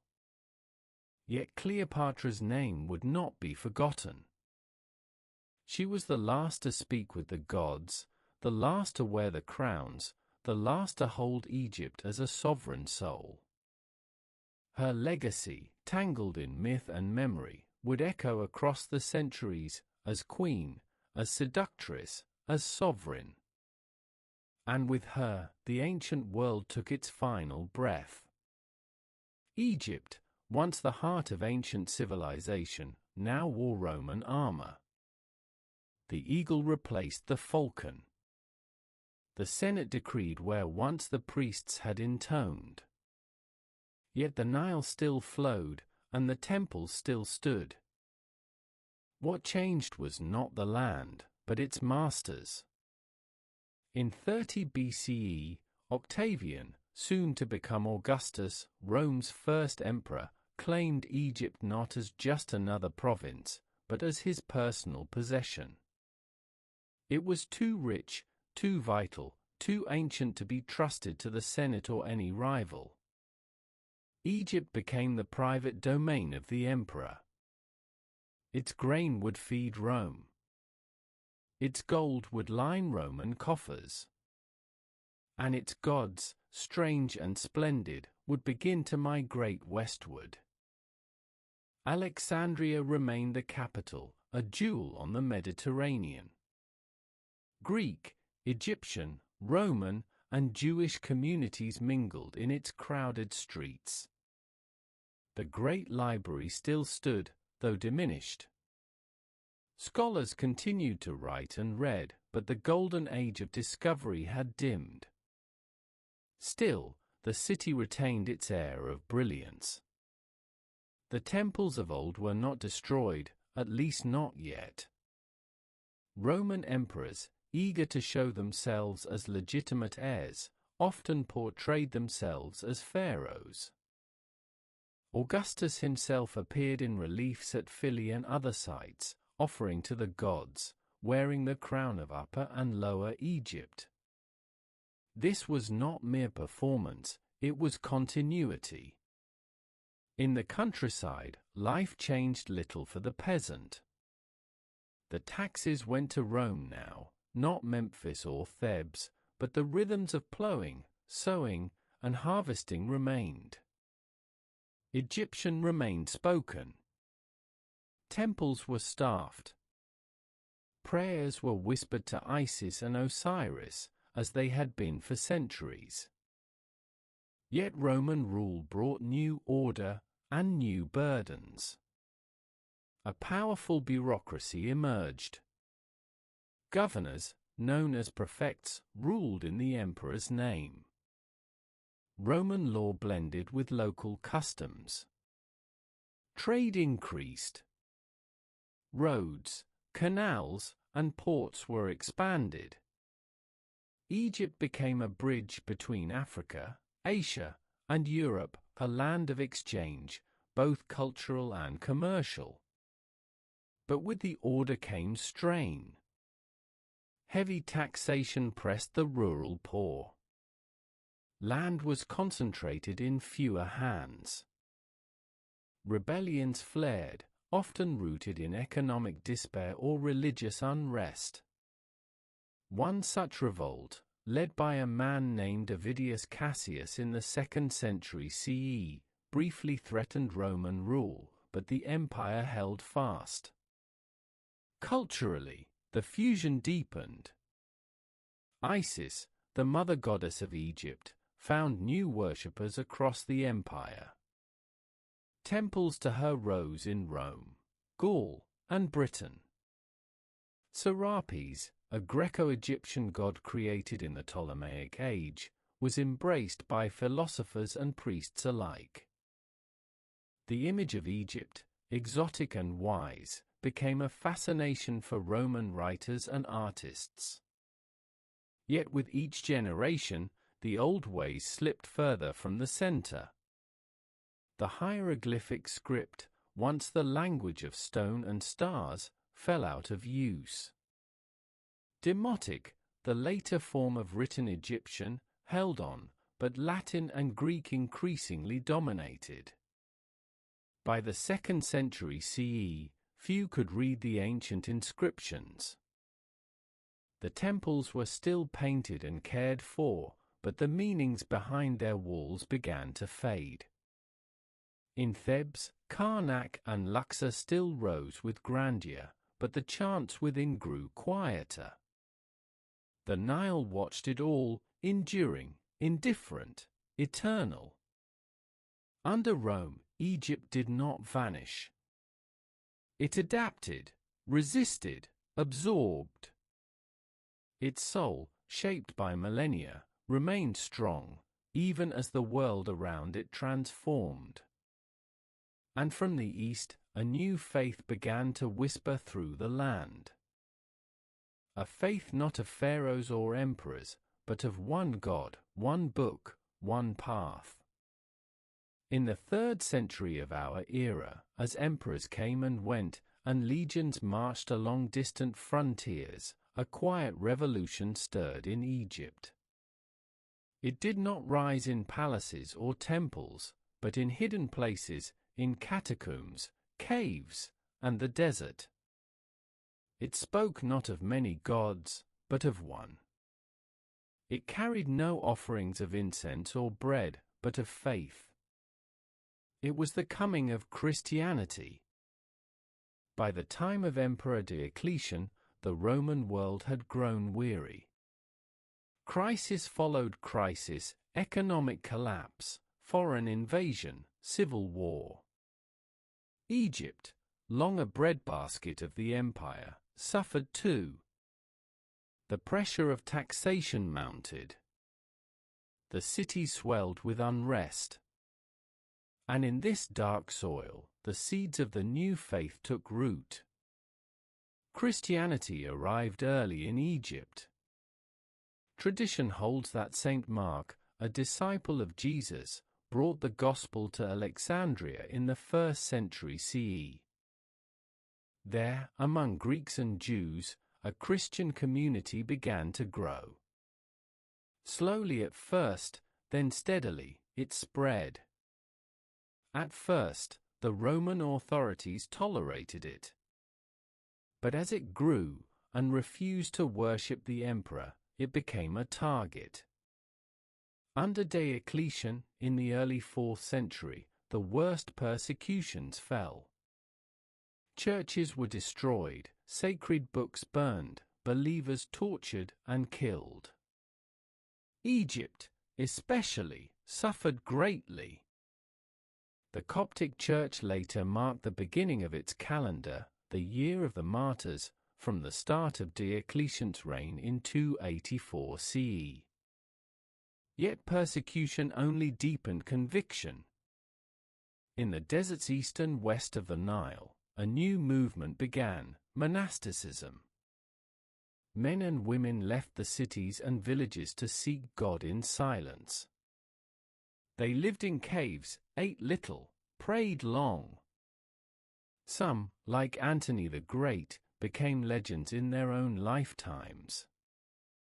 His life, written by Athanasius, would shape Christian thought for centuries. These were the desert fathers and mothers, founders of a new spiritual path.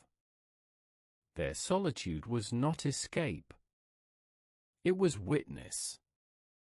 Their prayers echoed where once the priests of Amun had stood. Then, a change. In 313 CE, Emperor Constantine issued the Edict of Milan, granting religious tolerance to Christians. A few years later, he himself embraced the faith. Christianity moved from shadows to sunlight. Churches rose. Bishops gained influence. And in Alexandria, one of the faith's greatest minds emerged, Athanasius. Athanasius, Patriarch of Alexandria, fought for the doctrine of Christ's divine nature at the Council of Nicaea. He faced exile and returned multiple times, but his writings, his leadership, and his passion shaped the heart of Christian belief. Alexandria became a center of theology, rivaling Rome and Constantinople in authority. The Egyptian Church, known today as the Coptic Church, grew strong.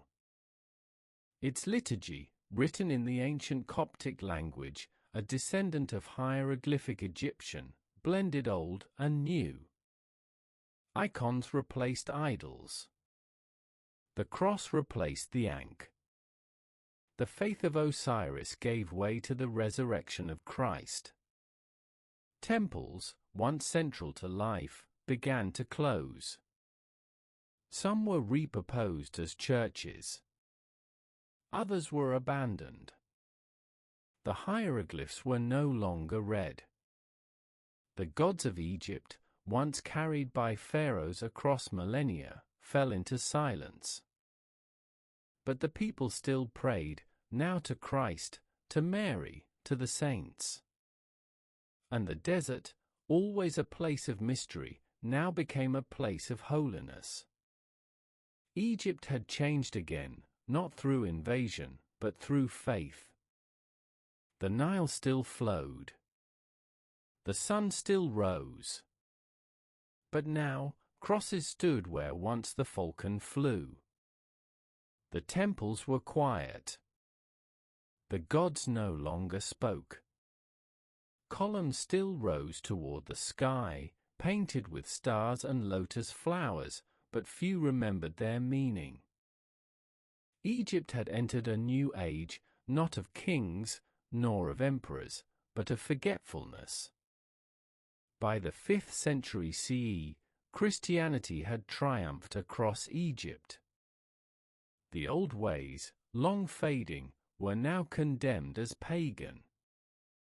Edicts were issued from Constantinople, forbidding sacrifices, closing temples, banning ancient rites. The last known hieroglyphic inscription, carved at Philly in 394 CE, marked the end of a language once believed to be eternal. It read like a whisper in stone, a voice silenced by time. The priests, once the keepers of cosmic order, were gone. The temple libraries, filled with scrolls of astronomy, medicine, theology, and law, were left to dust. Some were destroyed, others forgotten. The sacred language of the pharaohs, so complex, so beautiful, slipped beyond reach. In its place, the Coptic language rose, an Egyptian tongue written in Greek letters, with traces of the old script. The Coptic Church, strong in faith, became the guardian of a different memory, not of Ra or Horus, but of Christ and the saints. Monasteries flourished across the desert. The wisdom of the monks replaced the teachings of the priests. And still, the world turned. In Alexandria, once the beacon of knowledge, riots flared between pagans, Christians, and Jews. The famous philosopher Hypatia, a woman of rare intellect and virtue, was murdered by a Christian mob in 415 CE. Her death marked not only a tragedy, but a turning point, the closing of the last great school of classical thought in Egypt. The Roman Empire itself fractured. The western half collapsed. Egypt remained part of the Eastern Empire, soon to be called Byzantium. Greek culture persisted, but the soul of Egypt had shifted. It was no longer a center of empire, nor a kingdom of its own. It was a province, valuable for its grain, its ports, and its people. The grandeur of Karnak, the mystery of the pyramids, the tombs of kings, all were relics now, visited by shepherds and travelers, their stories fading into legend. Yet even in silence, something endured. The Nile still gave life. The people still harvested the fields. The old rhythms, deeper than kings or creeds, carried on. And in the monasteries, where monks prayed and copied sacred texts, the spirit of seeking did not die. It waited. For centuries, the meaning of Egypt's past would remain locked away, hidden behind symbols no one could read, gods no one worshipped, names no one remembered. But one day, the stones would speak again. One day, the veil would lift. And the world would listen. In the 7th century, a new light appeared on the horizon, swift, radiant, and sure of itself. From the deserts of Arabia, Islam rose with the voice of prophecy and the force of unity. In 641 CE, this faith and its armies arrived on Egypt's eastern frontier. The Byzantines, weakened by centuries of conflict, could not hold the land. Egypt changed hands once more, not by slow erosion, but by swift transition. Amr ibn al-As led the Muslim conquest, entering Egypt with strategy and restraint. He met resistance, but also cooperation. Many Copts, tired of Byzantine oppression, welcomed the new rulers. In the city of Babylon, near modern-day Cairo, a fortress surrendered after a negotiated peace. It marked not just a military victory, but the beginning of an entirely new age. Amr built a new city, Fustat, on the east bank of the Nile. From here, the Islamic administration governed. Taxes were collected, order maintained, and the Coptic Church was allowed to continue its worship. There was no forced conversion. Instead, a gradual, centuries-long transformation unfolded. Arabic became the language of administration, then of prayer, then of daily life. The Quran was recited in the land where hieroglyphs once danced across stone. The mosques began to rise, first in simple form, then with elegant minarets and domes. The most famous among them was the Mosque of Amr, built in Fustat, the first in all of Africa. Around it, markets grew, homes were built, and the city flourished. Yet the past did not vanish. It lingered.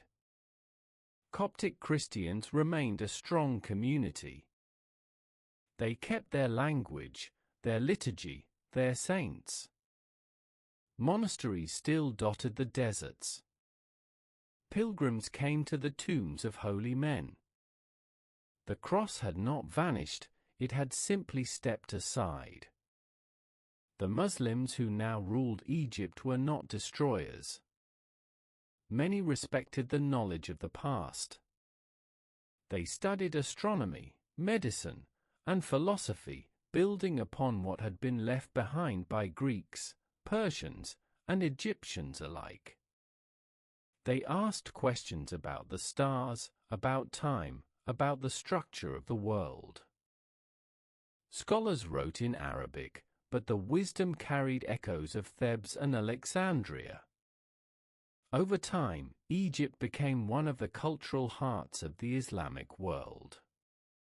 From the Abbasids to the Fatimids, from the Ayyubids to the Mamluks, the land remained rich, respected, and complex. Cairo rose as a new capital, vibrant, artistic, teeming with trade and intellect. But the ancient temples, buried in sand and memory, remained untouched. The pyramids stood in silence, visited with awe but not understood. The writings on their walls, strange lines and birds and eyes, were unreadable. The meaning of Egypt's ancient past was lost, but not gone. It waited, beneath centuries of faith and dust, for the moment when someone would hear its voice again. And one day, they would. For more than 1,000 years, Egypt's past lay buried, not beneath the earth alone, but beneath time. The statues remained, the temples stood, the pyramids loomed against the sky, but their voices were still. The world had changed languages, changed gods, changed empires. And the secrets of the ancient land lay locked behind symbols no one could read. Until the stones began to speak once more. The Great Awakening began with wonder. In the 17th and 18th centuries, travelers from Europe journeyed down the Nile, artists, philosophers, adventurers. They returned with stories of colossal temples, strange statues, and ruins like nothing else in the world. Egypt was no longer a battlefield or a province, it had become a mystery. But it was the arrival of Napoleon in 1798 that brought the modern study of Egypt to life. Though his military campaign would fail, his scholars brought tools of another kind. They recorded, measured, and catalogued. And among their discoveries was a single slab of black basalt, inscribed in 3 scripts, Greek, Demotic, and something older, hieroglyphic. It was the Rosetta Stone. Unearthed near the town of Rashid, Rosetta, this fragment would become the key to unlocking Egypt's ancient voice. Scholars knew Greek. They could begin to compare the scripts. But the process would take years and genius. Enter Jean-François Champollion. Born in France, passionate about ancient languages, Champollion devoted his life to deciphering the hieroglyphs. He studied Coptic, believing it preserved the last sounds of ancient Egyptian speech. In 1822, after years of tireless effort, he made his breakthrough. He realized that hieroglyphs were not just symbols or art, they represented sounds. With that realization, the silence of centuries broke. For the first time in 1,400 years, the names of pharaohs could be read. Ramses, Thutmose, Akhenaten. Temples came alive with meaning. Tombs told stories again. The statues were no longer mute, they spoke of kings, gods, battles, prayers. Egyptology was born. Across the 19th century, expeditions arrived. Britain, France, Germany, all sent teams to dig, explore, and uncover. The Valley of the Kings yielded mummies and treasures. Karnak revealed its forest of columns. Luxor, Edfu, Dendra, each opened its arms to history once more. In 1922, the world gasped when Howard Carter, working with Lord Carnarvon, found the nearly intact tomb of Tutankhamun. Gold shimmered in the light of the camera. The Boy King, once forgotten, became a symbol of Egypt's eternal allure. Yet with the discoveries came questions. Who owns the past? What right did foreign empires have to remove statues, mummies, and scrolls to distant museums? The debate continues. But Egypt, too, reclaimed its history. Egyptian archaeologists, scholars, and storytellers rose to join the effort. The temples were theirs not as relics, but as heritage. Tourists now walked where pharaohs once rode. Children learned the names of Nefertiti, Hatshepsut, and Cleopatra. The river that had carried grain and granite now carried memory. And still, the Nile flowed. From ancient whispers to modern speech, Egypt had spoken again. Its voice, once trapped in stone, now echoed in books, lectures, museums, and songs. The past was no longer lost. It had risen. In today's Egypt, the echoes of the past still stir gently in the wind. The temples no longer hold offerings. The pharaohs no longer rule. Yet their presence endures, not as ghosts, but as roots beneath the surface of a modern nation. Walk through Cairo, and you will see layers of time. The minarets rise beside crumbling colonial facades. Beneath them lie Roman walls. Beneath those, the bones of cities once ruled by priest kings. And deeper still, the Nile, eternal, winding, ancient. Egypt has become a bridge between eras. It is no longer a world apart, as it once was under the rule of Nama or Ramses. It is a nation among nations, shaped by global currents, but still anchored in something singular. The Arabic spoken in its streets is laced with words and rhythms that trace back to the Coptic tongue, and further still, to the voice of ancient peasants who sowed the fields by the river's edge. The calendar still marks the inundation, even though the great flood has been tamed by dams. The face of Isis still smiles from amulets sold in markets, her name carried in whispers of faith and protection. In Luxor and Aswan, the stones remain. Tourists come by the thousands, drawn not only by beauty, but by memory. They look up at the towering columns, the carvings of Horus and Ra, the colors that have survived the centuries. Some come to wonder, others to study, but all feel something larger than themselves.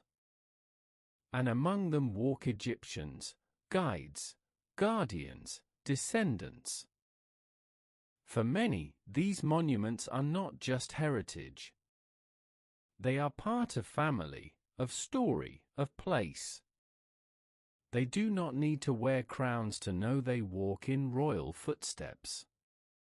Modern Egypt faces many trials, economic, political, environmental. But beneath it all lies a core, steady as stone. A belief in survival, in renewal, in the turning of time. The pyramids, once built to house kings, now house dreams. The hieroglyphs, once carved for eternity, now teach children to imagine. The sarcophagi, once meant to seal a soul, now invite 1,000 questions. Egypt is not just a museum of the past. It is a conversation between then and now. The pharaohs are gone, but the people remain. And the river flows on. And so, we return to where we began, the Nile, wide and watchful, flowing through the heart of a land older than time itself. From the days of Nama, who first wore the double crown, to the quiet reign of Cleopatra beneath Roman shadow, Egypt has stood, rising, falling, always returning. Its story is not simply one of kings and wars, of pyramids and gold. It is the story of continuity. Of a people who, across thousands of years, held fast to memory even as the world changed around them. The ancient Egyptians believed in cycles. The sun died each night and rose again. The Nile receded and returned. Life passed into death, and death into life. That belief was not a fantasy, it was their reading of the land, the stars, the seasons. And in truth, their story became one such cycle. What was forgotten has been remembered.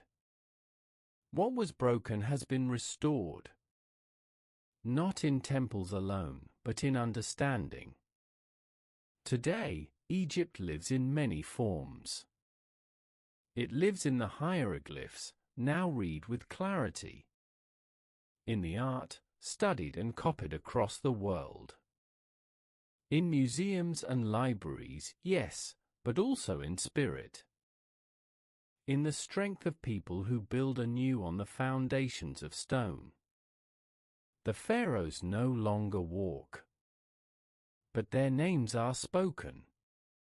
That is how the ancient Egyptians believed one lived forever, not in the body, but in memory. So long as someone speaks the name of Hatshepsut, or listens to the love poems of a farmer's daughter, or stands beneath the pillars of Karnak and breathes the silence, it lives. And the Nile, ever faithful, carries it forward. From the black earth to the blue sea. From the silence of tombs to the voice of the future. This is Egypt, not lost, but living. Eternal,